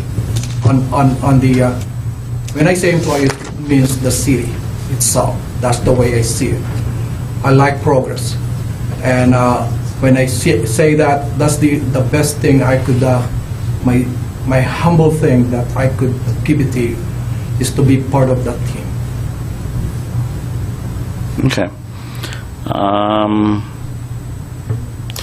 Yes, real quick, as you've been a resident here for 10 years now in the community, and what you've seen, past history and in the future that you've seen here at the council, do you see foreseeable any ideas or maybe ideas or recommendations or ideas or solutions that you can bring to the table in terms of short-term, long-term ideas to help the city out of its insolvency? The way I see it, I haven't seen your books and everything. I mean, most of the organization or the city, if I step in and everything, I like to probably enhance your forecast, your budgets, and see that. And then I think that would be a great start for us to understand really how this city really approach financially, and the responsibility of everybody here, how we were going to progress. And if I will be on that position, I would like to review it. I'm not your independent thing, but I like to be independent, being on the committee, on your side, before we submitted all our recommendations. Back on that, I mean, that'll be nice to review it, if you will allow us, our team, to see it, and then we give you all the recommendation we could do on, probably, as I said, we're mixed people in here, and we could probably put that together and give it to you. On the short term, that's my short term thing in there. If we could forecast on the 5 years, 7 years, 10 years, I used to do that. I mean, that'll be great. And then I stay on that thing, and then every year we review it. That's the only thing I could see the council here to approach the financially, and also the city's. I would say the image of the city. I'm more an image on reputation. When I read it on the newspaper, do I believe that? Not really. I mean, that's why I'm here. Okay. Thank you very much. You're welcome. Thank you. Thank you for your responses. Mr. White, would you like? Mr. Santos. Hi. You had said that you own some properties where you're a landlord in this area in Beaumont. What communities do you own those properties in? I got several in Tournament Hills. Okay. And I have several also. My office, I used to have an office right there on Cajon, and where the Masonic Temple. And I moved my office in here in Egan. Okay. Next to that, I bought the next door. in there. And then I have a property also in Solera. Okay. And I see your real estate business does property management investments in residential and commercial industry. So I'd like to sort of focus on commercial. What areas are your commercial clients? And when I mean areas, I mean, do you have commercial properties that you've been a part of the transaction in the past in Beaumont or outside of Beaumont? I'm involved on my clientele. I'm not more on owning a commercial. Okay. Okay, but my properties are the apartment because it's more than 4 units. That's a commercial. Okay. And, but you're not a broker, so if a company like ESRI wanted to come and build in Beaumont, that's not the kind of clientele you would normally, your business would normally deal with, correct? I do personally on Rancho Cucamonga on the Barton Road, Barton Plaza. I'm involved in that. I put the Japanese people in there to accumulate. I mean, to purchase that. Okay. And I know Jack. He's a broker. I mean, I worked with him on used to be a nursery right there on the Redlands Boulevard. The old Dangerman Nurseries right at the corner, yeah. That's correct. I work for ESRI, so if you could bring ESRI to come and move to Beaumont, I would just, we'd all love it. Yes, we would. I'll be happy to do that. Okay, so talk to Jack. That's the thing that, on my side, I know what's going on the real estate side and in here, and I cannot tell you who's buying some commercials in here. And because some of them is my client, and I can. Okay, and we've talked about it before. We're really looking for new revenue sources. In your opinion, what commercial business, excluding retail, what commercial business would bring the most tax revenue to the city of Beaumont? Okay, I'll be biased in here, and the best one really is medical. Okay. And because I came from, that's the reason I'm telling you it's a bias, because I came from Loma Linda and Redlands. And those are my clients, all doctors in there. I got several lawyers, but majority is all doctors. When they move to Eureka and I have their, we call it, they call it not residency, it's a fellowship. I'm the one who's buying for them, representing them on Eureka to Napa Valley. And I like to see here, if possible, I mean, instead of, I'm not against this, I mean, nail, haircut, all those stuff. That would be nice to bring some of doctors in here and have their own clinic. And I think it will happen because Loma Linda is already on the other side.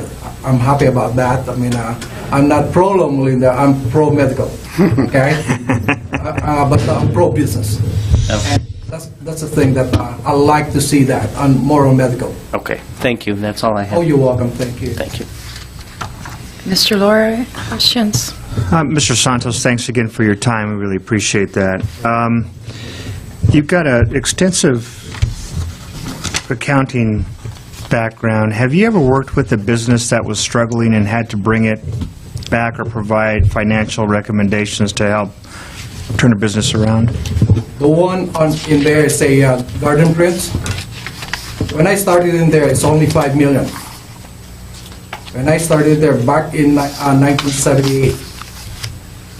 When I started in there, I introduced the work garments. Give you a background that we supply, okay, we got the account of Bloomington, Woolworth, I don't know, you're young. Oh my gosh. and Broadway, that's an old, things in there. I mean, see my gray hair. I mean, so they're my supply. I mean, I do supply them. And then as soon as we grew up, I mean, we from 5 million when within 6 years we were 55 million because I got the Walmart on that. So we're struggling, and then I introduced to them the employees. most of my employees during that time is really 95% Hispanic, because they're very, very good on sewing machine, printing, and all those stuff. And then during Reagan, I implemented their taxes in there, his taxes. Okay. When you have the acceleration thing, depreciation, so I went to Germany, buy the machine in there. They said that way we're going to get the money. We will get that because on Reagan, President Reagan program, you could depreciate that within 3 years. Okay. So that will be a good income on that. So we raised that. I know we got time in there. Sorry, Ravina. It's okay. Thank you. You're fine. It was just we want to very much. Oh, you're welcome. Yes, I apologize for interrupting.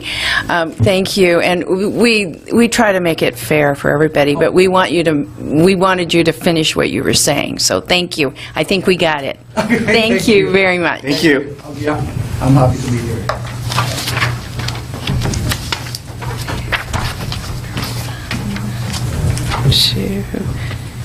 Okay, our next one is Mr. Souter. Bill Souter?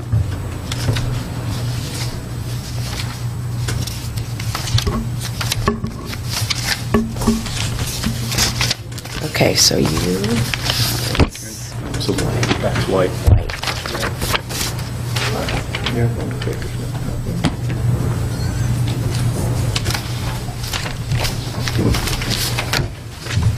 Good evening.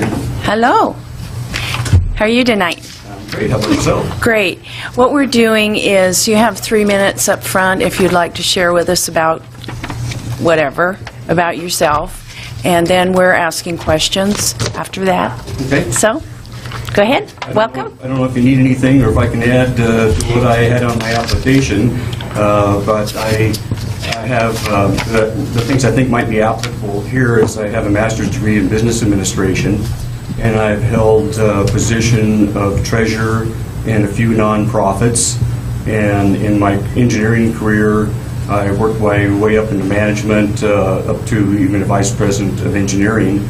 And so I was responsible for budgets and long-range planning and those sorts of things. So that's where I think my background might fit what you're interested in. And I do a lot of volunteer work. Probably one of the questions you want to ask me is why would I want to volunteer? I really enjoy it. I retired 15 years ago, and you could call me a full-time volunteer. I just love doing in the areas that I have an interest and some experience. And so I look for ways to serve the community. I think that's every citizen's responsibility, and that's why I put in my application. Okay. Mr. White, would you like to start your questions? You sounded like you were coming to a close there, so yes, thank you. What community do you live in? In Solera. Thank you. I just knew that was going to come up, so I thought I'd ask it up front. And I was the treasurer there for a while and then sat in on all the financial committee meetings. So, okay. Had some experience. What I was appealed to, or what attracted me to your resume was a number of times you mentioned in there that you had managed budget, you had product development, staff budget, and so let's talk about budget for a city. I know do you have experience working with cities at all? Not working within the city, but I've been very active in attending council meetings and planning commission meetings in Simi Valley and in Yucca Valley.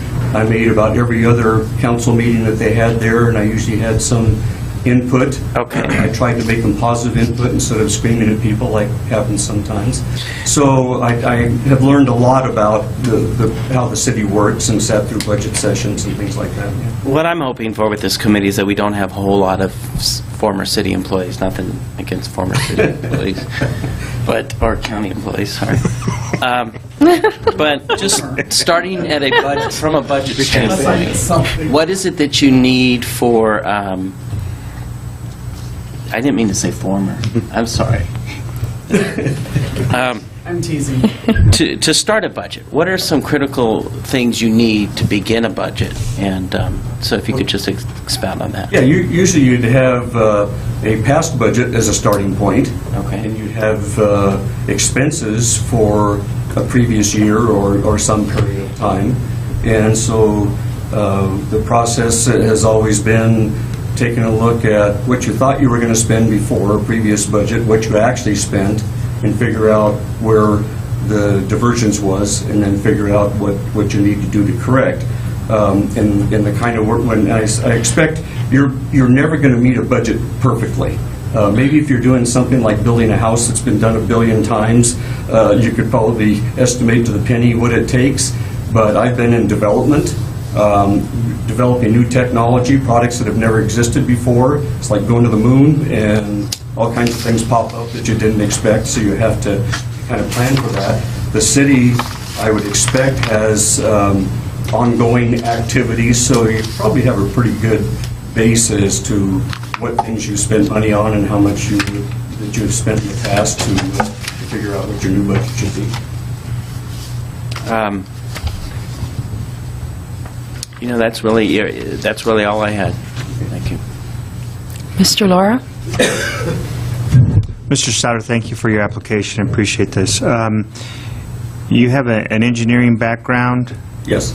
Engineers, very lineal thinkers, and that I really like working with them. I do this all the time.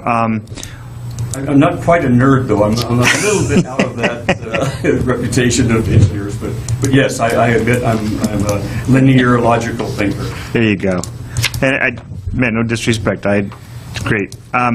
But using that, your engineering background, what steps would you take to, if you had trouble with the budget, would you take to resolve your overspending, shall we say?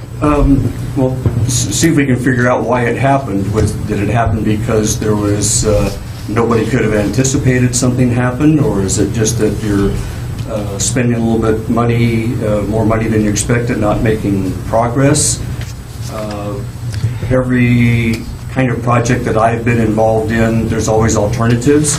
You might wind up changing the specifications. In the case of a city, change the requirements or expectations. Plan to spend so much money to get something done, and it starts looking like it's costing more, then decide, well, maybe we'll scale it down. So there's almost always something that you can react to and need to do something different or scale what you were planning to do differently. Thank you very much. That's all I have. Okay. Mr. Roscoe? Yeah. Again, I want to first thank you for the responses that you had emailed me back. I wasn't brief, but... No, and I gave that option for something to expand on it, and I appreciate it. And when I was kind of going through your application, some of the questions and your application, a lot of things kind of came together in terms of what I wanted to ask you. Can you tell me, first of all, can you tell me what the California Desert Coalition is? What a little bit about that, and your role there as a treasurer. Yeah, it's a nonprofit conservation organization, and it was formed to challenge the Los Angeles Department of Water and Power wanted to build what they called Green Path North. This might stop me if I'm going too long on this, but there's a lot of background to it. They wanted to use some geothermal power down by the Salton Sea and take new generation energy, run transmission lines into the Los Angeles area. DWP, that's where they use their power.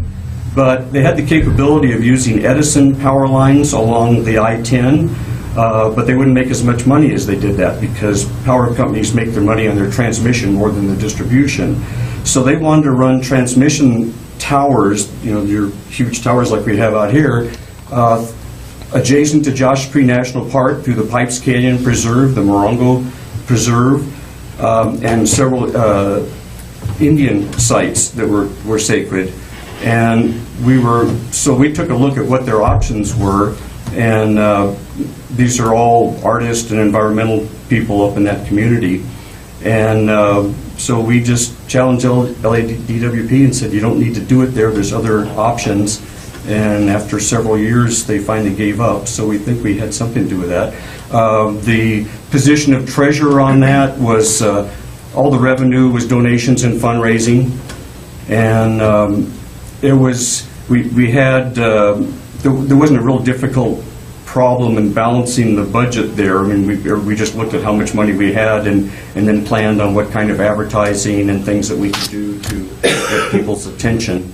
So I worked with the group, and there's a board of, I think, 8 or 10 people, and talked about what we want to do. And I said, okay, we got, how much money do you want to take on that? And I would track what they were spending for each item. And, okay. So I'm still there. I live here. The group is in Yucca Valley, Pioneer Town, and that area. But I'm still coordinating with them and managing their money for them. So you guys collaborate and discuss and talk. Yeah. I think that's the important aspect I was kind of looking for too. Is you know how to work with a big group already and collaborate. The budget was fuzzy, so we had to continually interact to make sure we do what we were doing. Absolutely, yeah. You had responded to a question and talked about the role, and you kind of elaborated a little bit, and you had made a statement about in Simi Valley where you did some work that the council set up zones for the city, right? Yes. And about 6 citizens represented from each zone. Why do you think they did that? Maybe it's the same reason that you guys are looking for somebody to sort of guide you. There's in any city, there's always controversial issues, and it's difficult for the council members to get a feel for what's going on. Simi Valley kind of had natural zones, like in one area on the west side, there's horse property. So those people are very rural environment. Their residences and the fact that they have animals and stuff like that is very different than other areas of the city where it's much more urban. And so the council set up this organization for representatives from these different areas to get together and give recommendations to the council members, or give them feedback and ideas of things that they wanted to do, so they kind of make sure that they were doing what the citizens of the city wanted. Did you sit on that? No? Pardon me? Did you sit on that? I was in one of the neighborhood councils, yes. Okay. So you're saying that they went to zones to kind of like diversify, making sure they get all the groups represented, areas and communities. Yeah, each council member had a neighborhood council under them, and then the council confer with the council member and say, we don't like this thing that you want to do here because it doesn't fit our section of the community. Okay. All right. Thank you. Appreciate it. Okay. Thank you, Mr. Orozco. How much time do we have? 23 seconds. 23 seconds? Are you okay? Not much, other than what's your call station? Pardon me? Your call letters? I am not a ham. You're not? No, actually, I had an old CB radio, okay. Z8144, but that doesn't count. Well, your voice, it just sounds like... No, have you had a chance to look at our master plan in relationship to our finances? No, I haven't. Okay. Thank you. Sure. Okay. Thank you very much. Okay. Yeah. You don't have to, I'm going to bring the others back. Thank you. The other two. Now, we have 2 missing people. Can I step out for a second? Because I do have a voicemail from Mrs. Carr. I just want to make sure there wasn't... Oh, okay. You can, Mrs. Carr. And then Diana Harris, she's not here? I was hoping she would be here. I apologize. Do you want some time before I bring them in to discuss? I will do that. Madam Treasurer, we are, Public, so you have... Lloyd is going out to take a call. We're trying to figure out... She says she's here and she can't get in. Oh. I'll go to the door. Okay. We have to have them in for all of it, right? It's public. They're still interviewing. They're still... But yeah, they're welcome to come back they got one in. more. Yeah. Okay, so, and then we don't have Diana Harris here? No? No, Diane? No, Diane? She's 4 seasons. She's 4 seasons. No, I know. I know who she is. Oh, yeah, okay. So. No. The questions help. Thanks. Oh, yeah. No, I think we need to kind of look for, one of the discussions I want to talk about is diverse represented community. Yeah. It's important. Yeah, it is. Get that buy-in. Well, yeah, it's this, we're going to have an overlap there, I think. Big time. I was hoping Mr. Gennaro Jordan stayed in there. He's like, I got to pick up another account. I'm like, Red pen. come on, let's do it. Red pen. It's from Sundance, I think. We're taking a few minutes here, so everybody smile.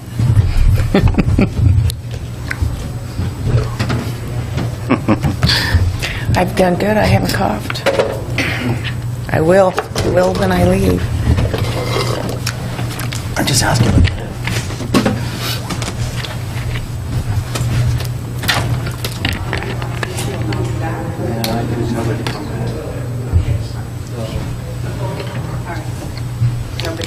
She was here and thought the meeting was here, and then all the doors were locked, and she couldn't get in, so she went home. So I didn't ask her to come back. What do we do about that? We'll just give Try to get her on the phone. Oh, okay. Where there's a will, there's a way. Okay. We don't want to, especially she couldn't get in and she was here. I know. And do we know about Paris? Do somebody want to call Diana, see if she tried to get in and couldn't get in and didn't know who to call? We should have made sure the doors were open. I can't get them to unlock, so I put a carpet out there. They automatically lock, right? There's no override switch. Diana, thank you. Well, the override switch is there, but it's not responding to my bell. Hi, Ms. Carr. It's Lloyd White again.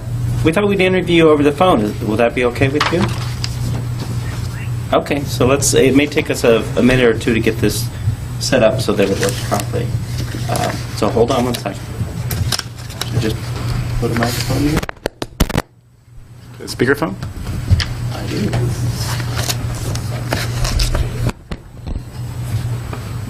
Ms. Carr, can you hear us? Certainly. Okay. Maybe, please count off to 10 for me. 1, 2, 3, You're not going to 4, 5, 6, 7, 8, 9, Yes. 10. Tell her, call her back on the number. Okay, Ms. Carr, my phone does not have a strong volume, and our city attorney has a brand new phone that he wants to show off. So I'm going to have him call you back, and we'll use his phone. Okay? Okay. Yeah, we don't have a conference. We don't down here. 306. We normally don't do calls down here. 8338.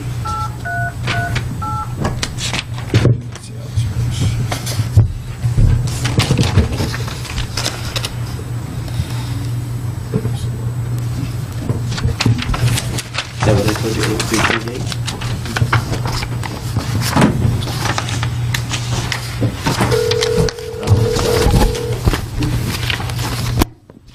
You can take it to your speaker. Hello. Can you hear me? Much better. Yeah, that's Oh, good. great. Okay. So, Ms. Carr, I'm going to let Mayor Knight explain to you the process and give you some time frames here. Okay, hello, Ms. Carr. Can you hear me okay? Yes, I can hear you. Okay, what we're doing is that you have basically 3 minutes to share with us about yourself. And it's timed, but we're pretty loose with that. But after that, we are asking questions, and it's a 10-minute process. And I'm going to start with Councilmember Laura, or Mayor Pro Tem Laura, and he'll ask you first, and then as we go forward, you'll know who's asking you the questions, okay? So, on first part, if you'd like to share with us a little bit about yourself. Well, I'm a resident of Beaumont. I live here in the Four Seasons senior community. I've been in governmental accounting for approximately 16, 17 years. I'm a degreed accountant. I've had city experience preparing financial statements and budget, working with the redevelopment agency and for the city of Cathedral City.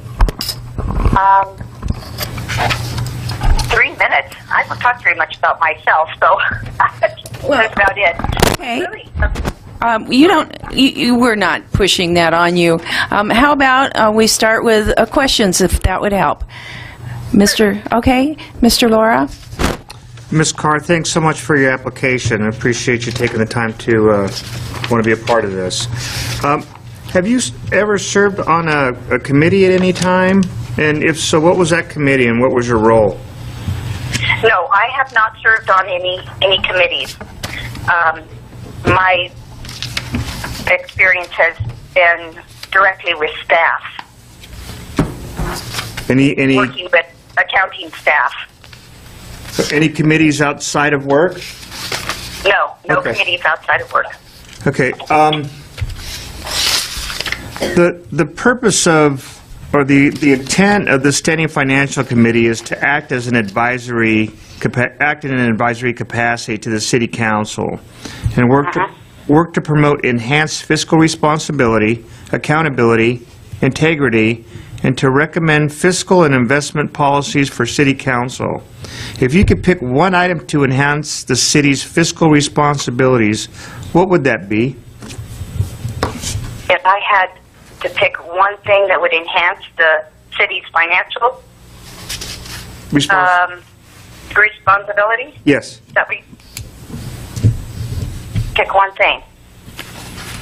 Accountability, I think, and more cost analysis. I think that taking the budgets and making sure that what is being budgeted is all the avenues have been explored, and if there are different or better ways to do it, they've been explored. So, and I think that's what that committee would be responsible for, making sure they come up with all the avenues and the directions so that the council can make the correct decisions. But I think it would be accountability, following what the auditors have brought to the table and the audit findings, and making sure that we give suggestions on how to make things better, more transparent. I think it'd be accountability at this point in time. I think the city has lost a lot of that. Okay, Rebecca, thank you very much. That's all I have. Okay, we're going to go to Mr. Orozco next, since the phone's down on this end down here. So, hello, Mrs. Carr. This is Mr. Orozco. How are you doing? Hi. Okay. First of all, I wanted to thank you for your responses to the questions that had emailed the applicants. Thank you. It kind of helped me get to know you a little more as a candidate, so I appreciate that. I wish I would have knocked on the door or something, but I didn't see anyone in the hallway, so. No problem. This is the real world. This is what we have to do.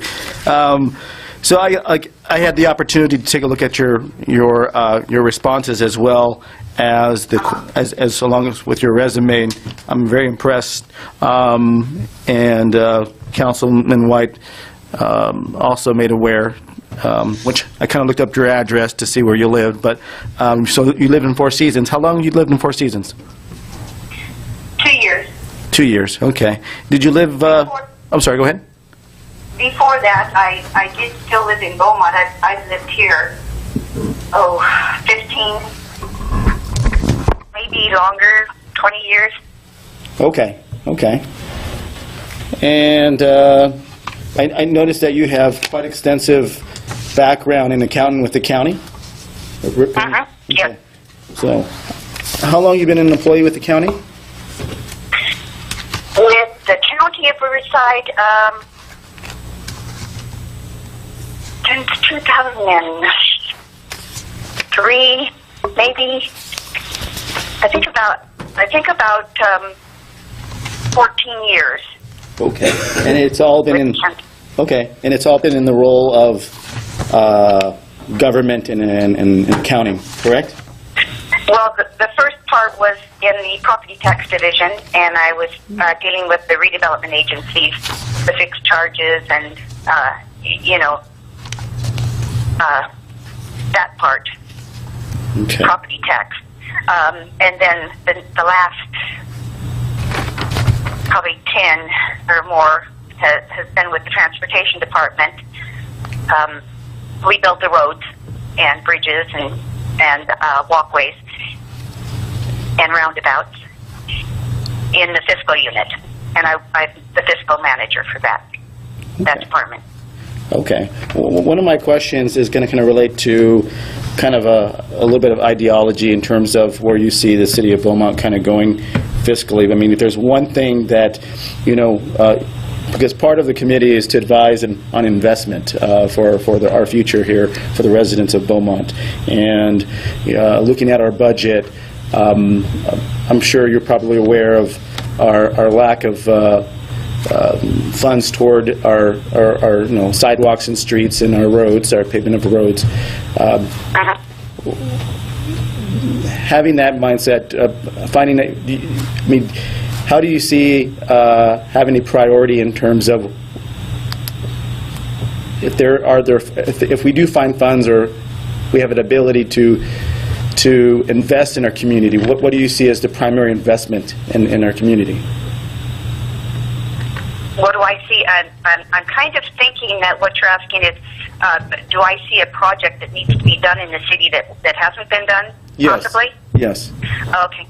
Well, talking to a lot of people here and also people at Sun Lakes, which is Banning actually, the question has always come up as to why we haven't been working with the state on getting an on and off ramp for Pennsylvania and grade separation. Okay. And that would be a big one. The other one is obviously that horrible, dangerous situation out there at the end of the 60. Oh yes. Yeah, Potrero, that one. Potrero, okay. That's a horrible spot there. Mm-hmm. But I think those are large projects that funding, if somebody really knows what they're doing, can probably go out and try to get the funding for them. Right now, though, I think you have to work on that CVAG issue. CVAG issue. That's a problem. I mean, that's a problem. WRCOG, you mean? Yeah, with WRCOG. WRCOG issue for the tump fees, the tumps. Yes. And I can see how's your strength in my last question, in towards of grants and funding for sources like, what's your strength in that? Well, that's what we did for the transportation department. We got Indian grants, environmental grants, state grants, so to do some of these projects that we've done out in the county. Okay. So I would say pretty strong. Okay, thank you very much. I appreciate those responses. Thank you very much. And I'm going to go ahead and pass it over to Mr. White.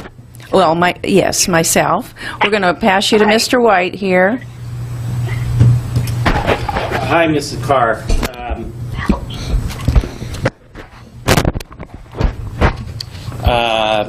Okay, I noticed that your focus right now, what you're doing in your job at the county, is you're responsible for the fiscal activity of the department, for management team, for transportation department, correct? Correct. And you mentioned that you tracking the costs, and it talks about budget. So the fiscal year for the county, is that the same as the fiscal year for the city, July 1st to June 30th? Correct.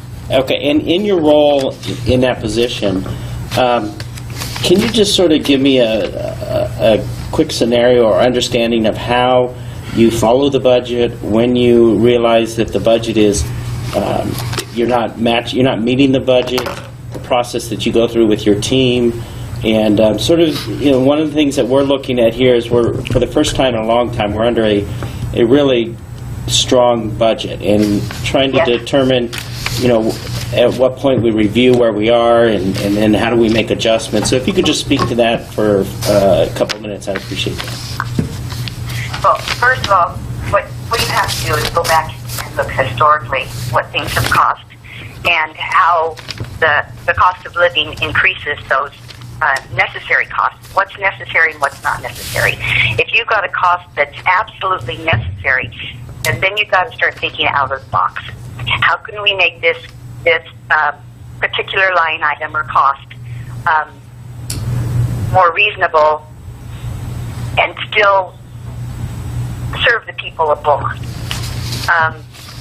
You go out and you do cost analysis. If we have this program or if we have this contract instead of this one, have we vetted all the contracts and the consultants to make sure that they're on board with what our needs are, and that means financial needs as well. But you have to keep on it all the time. You have to have somebody that's going to be doing an analysis of the costs coming in, when they come in, were they approved in the budget, has everyone taken a look at this that needs to take a look at this to say, yes, indeed, this actually has happened, so yes, let's pay them. And you need to be on top of this, and that's what we do with the Transportation Department. Things go through several hands to make sure that they've actually, the costs that have been incurred, the service has actually been provided, or something that we really need. We may budget for 20 chairs and turn around and say, it's not going to happen. We're going to have to cut corners there because we have to go a little bit further, a little bit over on this other line item.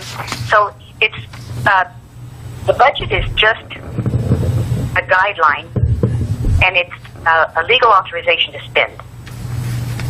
So what you need to do is make sure that you stay within those limitations while still getting done what you need to get done, which means you really need to keep on it and keep doing analytical work to make sure that you're really looking at these things before you spend the money. Okay. That's what we do. We're over on our time. Okay. As far as the budget goes, you've got to start with what you have. Okay, Ms. Carter. The revenues that you have. Thank you. We're over our time, so I'll let Mayor Knight finish up for you. We're over on our time. I just wanted to say to you that I think you'd be a valuable asset. I just looked at your governmental accounting principles and practice experience. It's pretty amazing. I think it would definitely be an asset. But we have to move on here. So I don't know if we want to keep her online, or We can call her back. we'll call you back later. How's that? Okay. Well, I will ask Mr. White, since you know Mr. White. I just spoke to her I got once. an email. Okay, all right. Okay, we'll designate him since he's the one that called you. Okay. Okay, thank you. That's fine. Thank you very much. Bye-bye. Okay, Diana? Is she She is not going to make it tonight, but I told her we may call her, and I have her standing by the phone if you want. Okay, I think we ought to call her also. Since our doors were locked, I don't want to... Phone number, John? 909. Maybe the microphone at the podium might pick up. You what? The microphone at the podium might pick up. Oh, yes, very possibly. Will she be able to hear us, though? It's Diana Harris. Good point. Okay. I think it worked out okay. Yeah. Will she speak? Hello? Hello, Mrs. Harris. Yes, it is. This is Brenda Knight from the City of Beaumont. Hi, Brenda. How you doing? I'm good. We would like to interview you, if that's possible. All right. It's very possible. Okay, all right. I'm going to have you start with Mr. White, first of all, before we do that, you have 3 minutes, if you so choose, to tell a little bit about yourself. And then from there, each of us will ask you some questions. Okay. Okay, so once you start talking, then the timer will go. It's about a 10-minute process. Okay. I'll talk about my background. I'm a broker right now for Mr. Real Estate. I manage 5 people here in the city of Beaumont. I've had my license 2005, so I'm investments, property. You pretty much know what a real estate agent does. Before that, I have managed a Texaco Star Mart back in, I think it was like 2000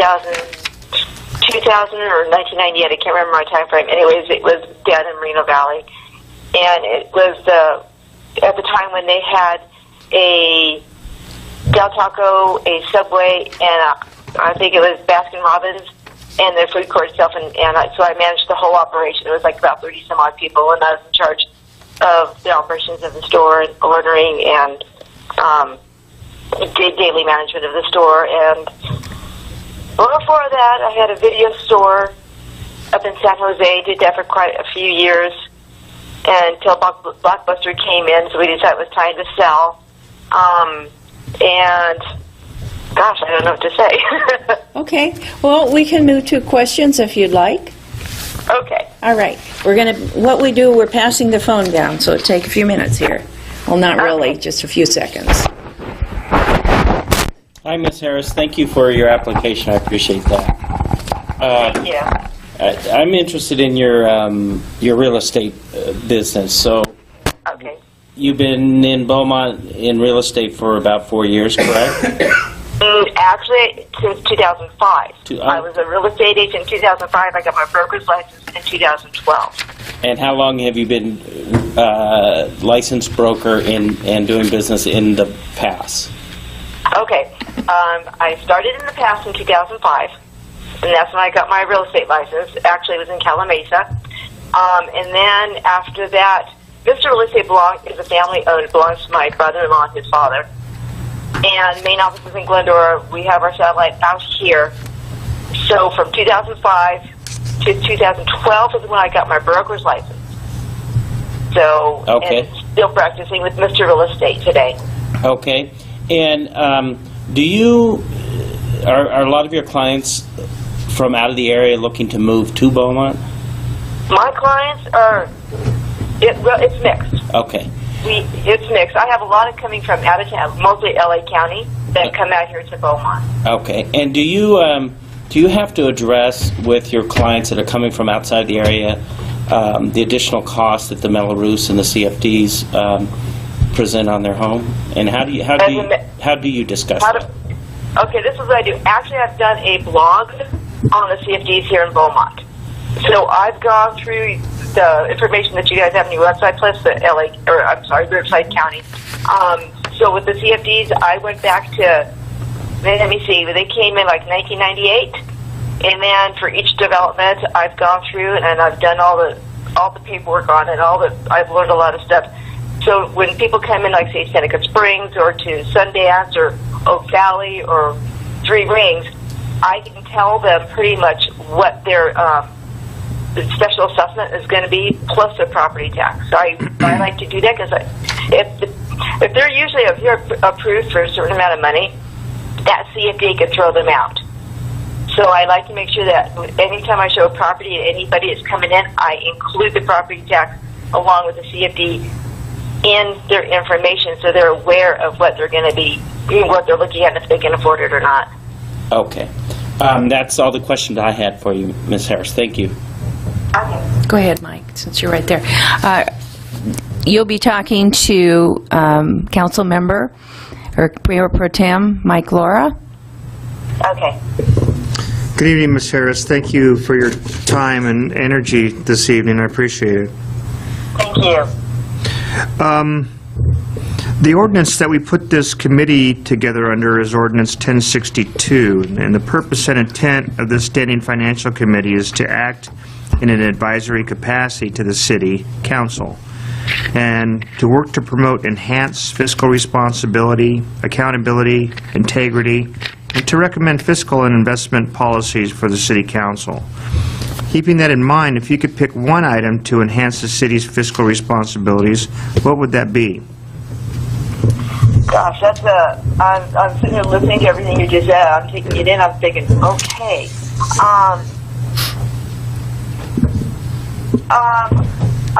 Accountability? Gosh, I'm sitting here. I'm drawing a blank, and I don't know why. Can you ask me? I hate to ask you this, but can you? Because that was such a long question. Can you ask me one more time? Not a problem. The purpose and intent of the Standing Financial Committee is to act in an advisory capacity to the City Council and to work to promote enhanced fiscal responsibility, accountability, integrity, and to recommend fiscal and investment policies for City Council. If you could pick one item to enhance the city's fiscal responsibilities, what would that be? Gosh, I know the accountability.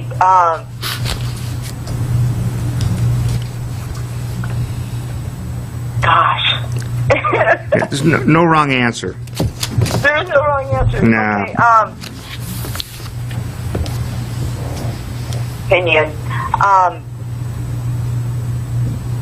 Gosh, if you're, I'm trying to interpret what you're saying. So if you're talking about what could bring in a better environment for the city, if we're talking about maybe transportation, if we're talking about maybe the elderly people and providing more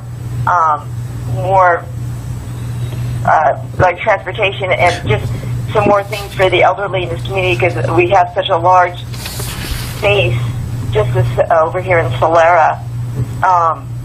I think maybe helping them out and providing them with some more needed things like the transportation.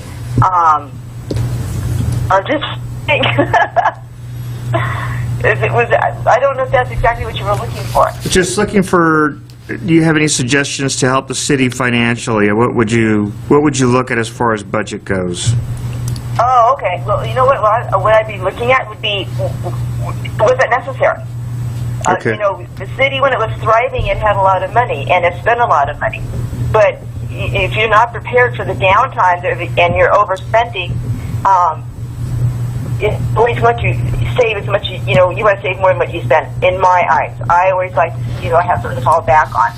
So with the city, when it was really thriving, when we had the real estate, people were moving in, you were getting the money from the taxes and everything, it was like, were things invented?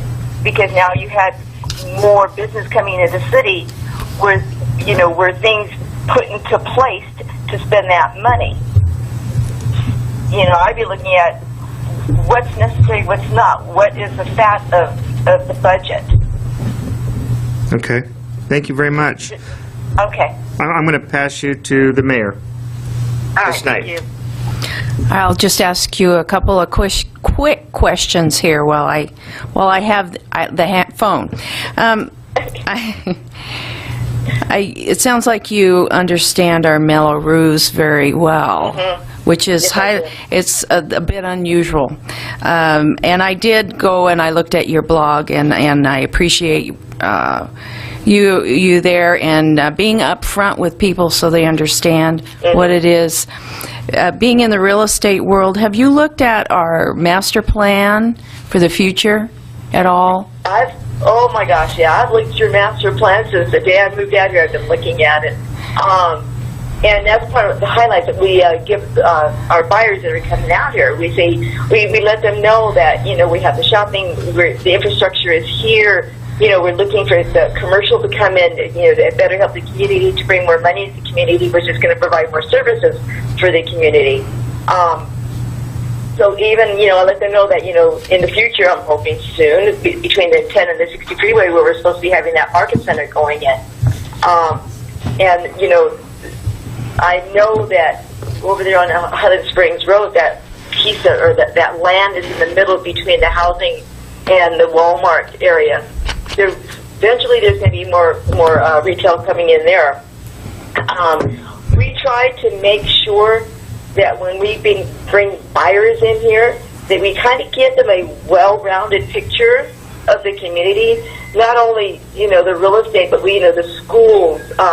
Schools are vital. A lot of people are coming out here, bringing their families, and they want to know about the schools.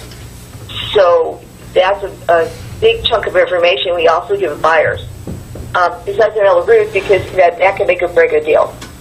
But just letting them know how commuter friendly we are, community friendly we are out here.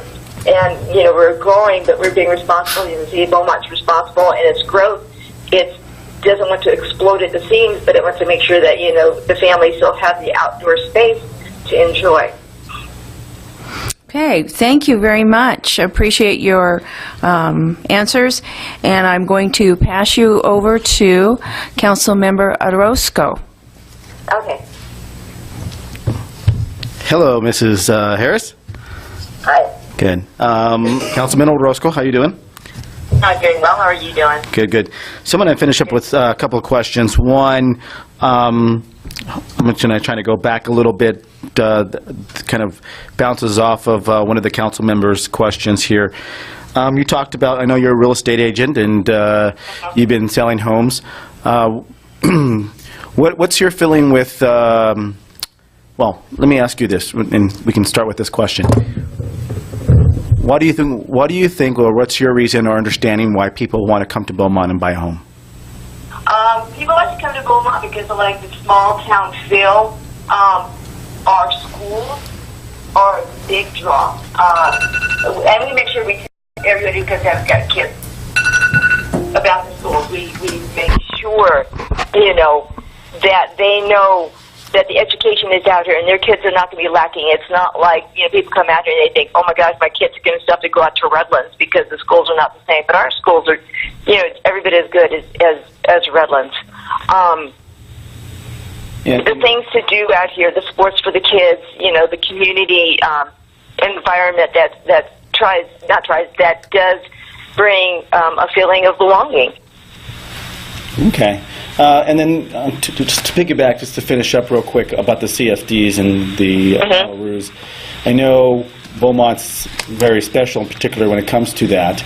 I mean, do you see people still wanting to come to Beaumont even though we have CFDs in Melrose? And why do you think so? What kind of people does that attract? And why do you think people continue coming to Beaumont even though they're aware of CFDs in Melrose? Okay, even though we do have the CFDs, and even though they are different in every single community here, they're different. But people come out here because the homes are so affordable, and they come out here. It's affordable housing. It's the schools. It's the community. It's a small town feel. Like I keep saying, that's a small town feel, but you still get a lot of things that you would in other towns. You just don't have the congestion because of the way Beaumont is laying itself out. You don't have one street that goes in and out of the city, and which is really important for commuters. But going back to the CFDs, usually how I do it is when I have a client that's coming in and they have they have their payment that they can afford to do. So say they can only do $1,500 a month for their house payment. I'm going to go through and I'm going to show them what the CFDs would look like in their budget in each one of the developments so they can see where they can really afford to buy and where they can't. Okay. I know we have to hurry up and finish up here real quick, so I'm going to go ahead and end it. But just your opinion, yes or no response. Do you feel because of the CFDs and the Melrose that the city of Beaumont attracts certain individuals that can afford? I mean, like you said, it makes or breaks them, right? I mean, we only attract people in this community. Do you agree with that, yes or no? I think it is an attract. It is. Yes, it is. Okay. Because of what the CFDs provide. Okay. All right. Thank you for your questions. I'm going to go ahead and pass you back to the mayor. She's going to finish up. Okay, well, thank you very much for your input here. We will have, it'll be a little bit, but we'll have someone call you back, and if our Madam Treasurer, if you would call Mrs. Harris back and tell her the results, because this is your committee, so. Okay. Can you confirm where she lives? Oh, what area of the community do you actually live in? Oak Valley Green. Oak Valley Greens. Okay. Thank you very much. All right, thank you. Bye-bye. Bye-bye. Okay. Mayor, now would be a good time to take a quick break to change the table. Okay, let's take a break. Okay, she is Oak Valley Greens. Just price list? That might be the last one. You never know. Brenda? Yes, ma'am. So do you want to have some time before they come back in? Yes. Yeah. Nowadays, people want. Yeah, I think we wanted to just kind of settle in a little bit. I just want to make sure. My daughter. Yes. Thank you very much. I gave her my phone. Then I upgraded to down. And she's like, Dad, I don't like this one. I'm like, why? Because the sound is not that loud. And I'm like, I gave you a $600 phone. And you can't hear it. These are way less than that. Yeah, I know, but she's picky, and she's like, she doesn't understand what cost of phones are. And I'm like, it's a Galaxy. I don't know. No, I'm not. I like matching that stuff, right? iPhones. So, it's because it's the whole app bit, you know? Because you can more apps for free. That's apps. the key. This BlackBerry didn't have all that. Yeah, I know. That's why I love Blackberries. Young But people, and they don't. They like the gadgets. They don't like the BlackBerry.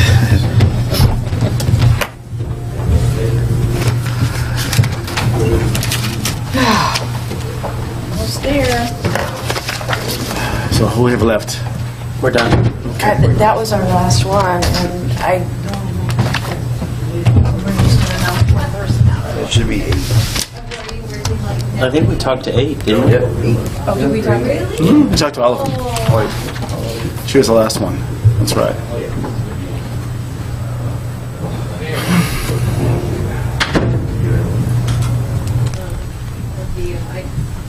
So how you doing, Mr. How you doing? You're gonna get sick on us again. Like that was bad. What was that? Yeah, go ahead. I'm gonna invite everybody back in because I don't think it's appropriate. I was gonna No, say. that's why I didn't want to have too much of a discussion about the individuals. With Yeah, them all because it's sitting not an there. open meeting. Too much information about what? I didn't want to have too much personal discussion about I like this guy, I don't like this guy, I like this guy, because they're going to be here.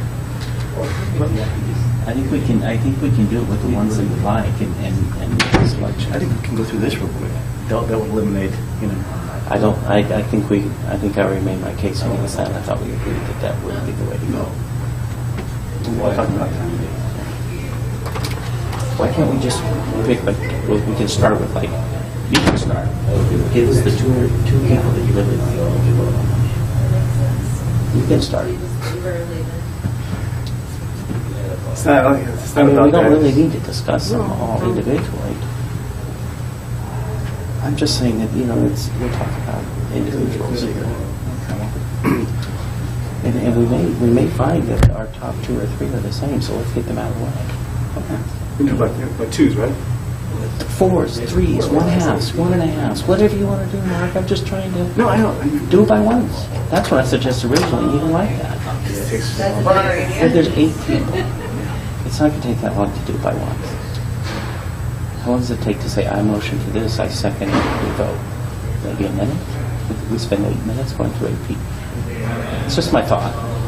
Why not? Why not that way? Why not what way? We just rank them. Because I'll explain to you. If we're going to rank our top 5 or our top 6, okay, and I ranked it at top 6, and one of my 6 doesn't make it past the first 12. Well, now, we're back with the other 2. And I think that we need to have some discussion on this. Like, I can see that If like the top 2, because I see my time. Because like, why don't you just I don't think. I don't want you to. because we're budgeting them together, and let's say 2 of them or 3 of them don't like. So you like two of them, but not three of them. You just play around back and forth. If you do it this way, at a job, you go to the county, and they do an interview panel. So just give the list of your... I'm just saying, I'll make a motion, I think this to look pretty good. See if it applies. If it doesn't apply to me, make a different motion. Just do two at a time? One at a time. That was my fault, Nancy. If you like one, then go back. Is John going to bring everybody in? I wouldn't hope that it's a public meeting, or will be going to either level of government or the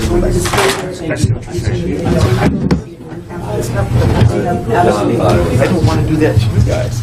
Oh, don't worry about us. I'm just saying, you pick two people you like.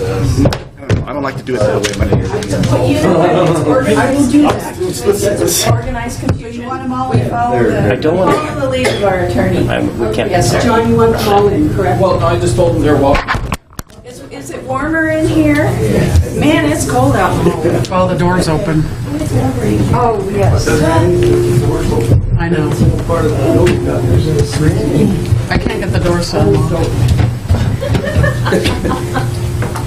Okay, we're coming back to order here at 7:40. And so we've done all our, we just have to figure out what's next.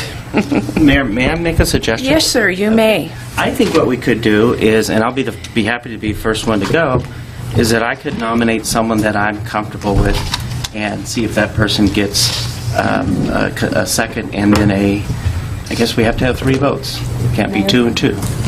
I add one point of consideration before you deliberate. Okay. And that is, as a suggestion, when you do the appointments tonight, you might save the 2 next people as an alternate, just in case there's some problem, or keep that in mind. It's just a suggestion, so that since the process has been so extensive, it would be good to potentially consider that. That was all. Okay, thank you very much. Now I'll just stay out of it. Okay, So, thank you. so my suggestion is that I will make a motion that this person is on the committee. If we get a second, we vote on it. If we don't get a 3-1, that person has not been turned down because we need to go through the other ones. Rather than trying to do it in blocks, I know Mr. Roscoe doesn't want to do it in blocks, and also I think the ranking at this point is a little more difficult. I would imagine, since we're only eliminating 2, there's going to be a number that we can all agree on. And I'll be happy to make the first motion on one of the individuals, and then Mr. Roscoe can make the next first motion, and then Mr. Lara, and then... Okay. All right. Is there any objection? Will that work? Can You- say some comments? Mayor? But we I'm may sorry. not need comments. Is what I'm saying. If we get 4 or 5 of them out early, then we can make the comments on the other ones, and at least we're saving some time rather than commenting on each person. Mayor? Okay. One order, can I? Yeah, okay. Are you good? No, yeah, I just want to make some comments, if I could, in regards on, before, I think that's something that my colleagues may, I think more to my colleagues than to the candidates. Just having the opportunity, sitting on many panels, both on the private sector and as well as for the educational sector, public sector. I know one of the things, have that discussion of how we do the hiring or the selecting or something like that. I think, having an understanding where we're coming from too. Something that I want to share with the councils, when we select, I would like the council to consider, about the candidates that we have now and what we are looking for on this committee. I know everybody here has their own as well, and they would like to share it with me as well, because that's something that I didn't look at or think of. But we want to try to diversify and get a fair representation of the community overall. And I hope that we do that by the end of this process, and we have a diverse group that, like we all have suggested, that can participate and also enable us to put the message out there, to promote, to engage our community effectively, diversely, all over, not just, So that's all I wanted to share, and I hope that you take that into consideration when you make your motions. So. Okay, thank you, Mr. Roscoe. Are there any other comments? I'm good to go. I think we're all looking for a diverse group in the community so we can hit all the bases. And so, Mr. White, did you have a... I'd be happy to start. Okay, let's go. I move that we appoint Ms. Rebecca Carr to the committee. I'll second. Okay. Okay, motion by White, second by Lara for Rebecca Carr. Roll call. Councilmember White? Yes. Councilmember Roscoe? Aye. Mayor Pro Tem Lara? Aye. Mayor Knight? Yes. Okay, that passed. So, Ms. Carr, your work's cut out for you. I'll call her. Okay. Hopefully she's watching from home, maybe. All right. I'll go second. Okay, would you like to go second? Ma'am? Yes. Thank you, Mayor. Sure. I would like to make a motion to appoint Mr. Ray Santos to the committee. I will second that. Motion by Roscoe, second by Knight for Mr. Santos. Roll call. Councilmember White? Yes. Councilmember Roscoe? Aye. Mayor Pro Tem Lara? Aye. Mayor Knight? Okay. Yes, that passed. Right. Okay, my turn to make a motion? So your turn. Sure, go ahead. I would like to nominate Dr. Condon. I'll second that motion. Okay, motion by Mayor Knight, second by Mr. Roscoe, Councilman Roscoe. Roll call. Councilmember White? Yes. Councilmember Roscoe? Aye. Mayor Pro Tem Lara? Aye. Mayor Knight? Yes. Okay, that passed. 4-0. Mr. Laura, would you like to go? Sure, I'll make a motion to nominate Miss Diana Harris. I'll second that motion. Okay, so motion by Lara, second by Roscoe to nominate Mrs. Harris. Roll call. Councilmember White? No.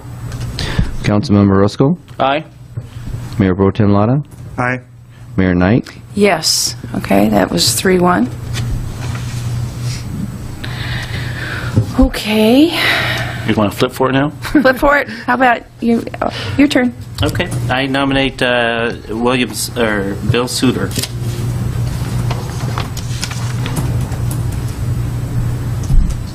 Is there a second? Okay, that motion died for lack of second. I'd like to make a motion. Okay. I'd like to take a motion. I don't know if we can appoint her as a resident. No, can't resident. Probably They're as all a, the same at this point because we only have one business person who's not a resident. well, a business. Oh, okay. I'll just appoint her in general. Mrs. Bennett. I'll second. Or is it Burnett? Burnett, Sorry. okay. Burnett. I'm sorry about that. Jennifer Burnett. Okay, and the second was by White? Okay. So, motion by Roscoe, second by Lara. Mrs. Burnett, roll call. Councilmember White? Yes. Councilmember Roscoe? Aye. Mayor Pro Tem Lara? Aye. Mayor Knight? Yes. That's 4-0. Okay. Your turn. Oh, I just went. I did Burnett. Oh, excuse me. Mr. Laura. Yes. You guys, I'm sorry. Just taking turns.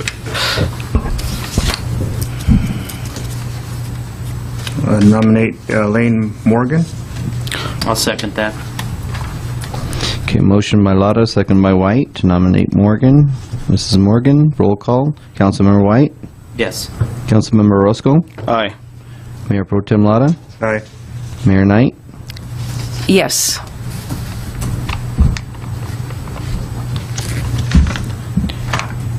Mayor, may I speak? Yes. So, are we going to go ahead and nominate alternates? So do we have all 6 down? We have 6. We've got our 6, and then looks like right here we have 2 alternates. Automatically, yeah. Okay. Okay? So I need a nomination for alternates. Yes, okay. I'll make a motion to place Mr. Hallowell and Mr. Bill Souter. Is it Bill or Charles? I go by Bill. It's Charles William. Charles William Souter as alternates to the committee. I'll second it. Okay, so motion by Roscoe, second by White, for Mr. Hollowell and Mr. Souter for alternates to the committee. Roll call. Councilmember White? Yes. Councilmember Roscoe? Aye. Mayor Pro Tem Lara? Aye. Mayor Knight? Yes. Okay, that passed 4-0. The alternates would step in if one of the 6 refused to serve, declined the position, or couldn't serve their term. They would step in to, and would that be in the order that you nominated the alternates? Oh, good question. It would be Hallowell and then Mr. Souter. When I suggested the alternates, I just suggested it so we didn't have to reinvent the process. And go through all this over again. And I think that sounds like a good way to do it. Bless you. A good order to do it. And the only thing probably is, at some point, if there were excessive absences, you might want to have a process in the future, but that can be decided in the future. Okay, thank you. Yes, sir. Can I suggest that to have alternate 1 and 2?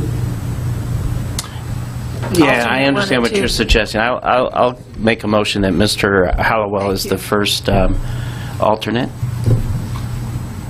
I'll second. Also, oh, okay. Okay, so the motion is for Mr. Hollowell to be the first alternate. Motion by White and second by Lara. Roll call. Councilmember White? Yes. Councilmember Roscoe? Aye. Mayor Pro Tem Lara? Aye. Mayor Knight? Yes. Okay, that passed. We have our committee. Outstanding. Yahoo! And Mr. Souter and Mr. Hollowell, we're please, I know you'll be back, but we can't have the whole committee on everybody from Solera. It's really, really appreciate it, and look forward to you being back, both of you. May I make a suggestion? Yes. Would it be okay if we were to have the alternates attend the meeting, but just don't have a vote, so they can be briefed and continue to be briefed if they choose so? It's strongly suggested that alternates attend all the meetings that they can. I wanted to make sure if they understand. Public meeting. So I think that's an excellent wrap-up to the alternate idea tonight, is to make sure that we encourage them to attend all the meetings that they can. Yes. They've been so involved. I'd like to add my 2 cents. However, I don't think you're required to attend every meeting to eliminate your our choice for you as alternates. But it is a public meeting. If you're unable to make it, I personally won't hold it against you as being an alternate. So basically, you are also appointed as alternates. So you do have official alternate. So, very good. Appreciate you. Okay, now, yes, ma'am. Request from the press that photos be mailed of the appointed people to the Representative, and I will send a follow-up note to all of you, and I will provide you with Julie Farron's email address to make sure that you have it. Does that work for you, Julie, or would you rather do it differently? I can take pictures tonight. Okay. I'll just make sure I get the ones who did not, who are not here tonight. Rebecca Carr is the only one I believe you need. And Diana Harris. Diana Harris. Diana Harris. I'll make sure that they get it to you, all right? Mayor, can I, Yes, our before city- everybody leaves, the first order of business is AB 1231234 training, which is required by the state, mandated every 2 years, and it's ethics training, and that will be the first order of business. Is our city attorney, are you doing that? Phenomenal job you guys missed out on, and it's something different that we didn't get at the League of Cities or other places, and if you can, you know. We'll have staff coordinate that with John's office. And I would add to that, we're happy to do it, and I would encourage council members that didn't get a chance to attend, we'll try to do it maybe after 5 o'clock so that you can be there. We're working with a lot of different schedules and calendars, and we did it when folks were available, and we had a lot of staff. We had staff people attending, so we wanted to make it during business hours. But we would love to do it again, encourage the council members to be there, and the members of the committee that were elected tonight, that is a Brown Act body, so you're subject to the Brown Act, and you cannot get together with a majority of the committee members to discuss committee business outside of an open meeting, either via email or a chain of phone calls, or with a hub and spoke type of communication method. You've got to limit your communications with your fellow committee members to the open meetings. So we could do that in the first committee meeting. That's why I brought it up. We do the AB 1, 2, 3, 4 in first. They haven't set a meeting yet. We haven't set a date yet. Okay, there's one more thing we've got to do here. 2 council members onto the committee. Do I have? I would like to move that we delay that till tomorrow, till we have the new mayor in place, and let that mayor make the appointments. I'm good with that. I'm good with that. Yes, that's fine. It's on the agenda already for the mayor to make appointments tomorrow? Yes, but the... Yeah. There's a list of appointments. I don't think they indicate. Oh, good. Whoever. I don't think they indicate for the committee members for the financial. It's actually, the mayor can make the appointments, but then the council would vote on it.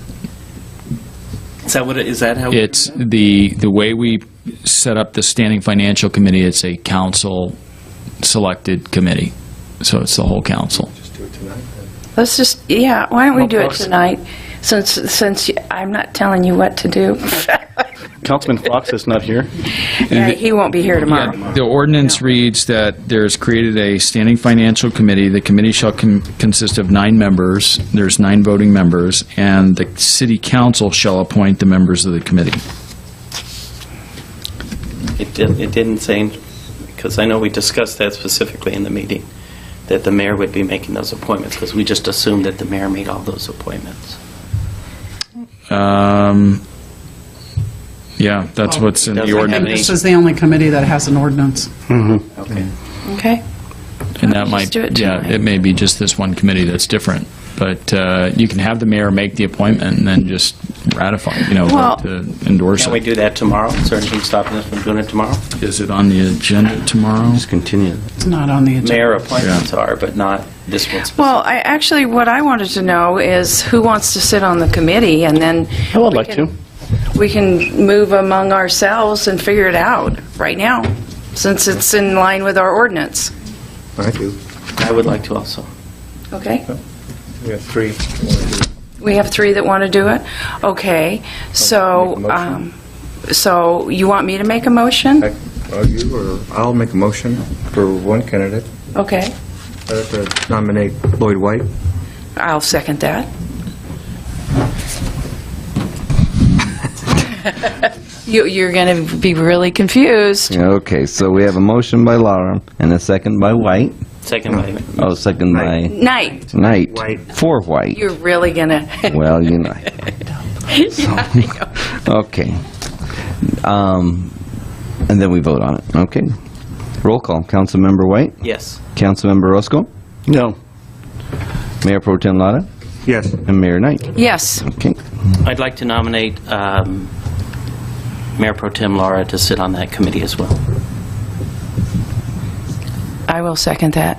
Okay, so we have a motion by White and a second by Knight to nominate Laura to sit on the committee.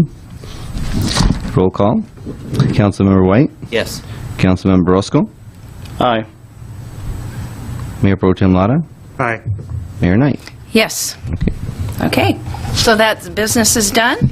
At this point in time, I want to thank you all. We look forward to working with you next year and really appreciate your interaction in the community, and willing to take your time is all we have, that valuable time. So at 8 o'clock. Cheers to each of you. Meeting adjourned.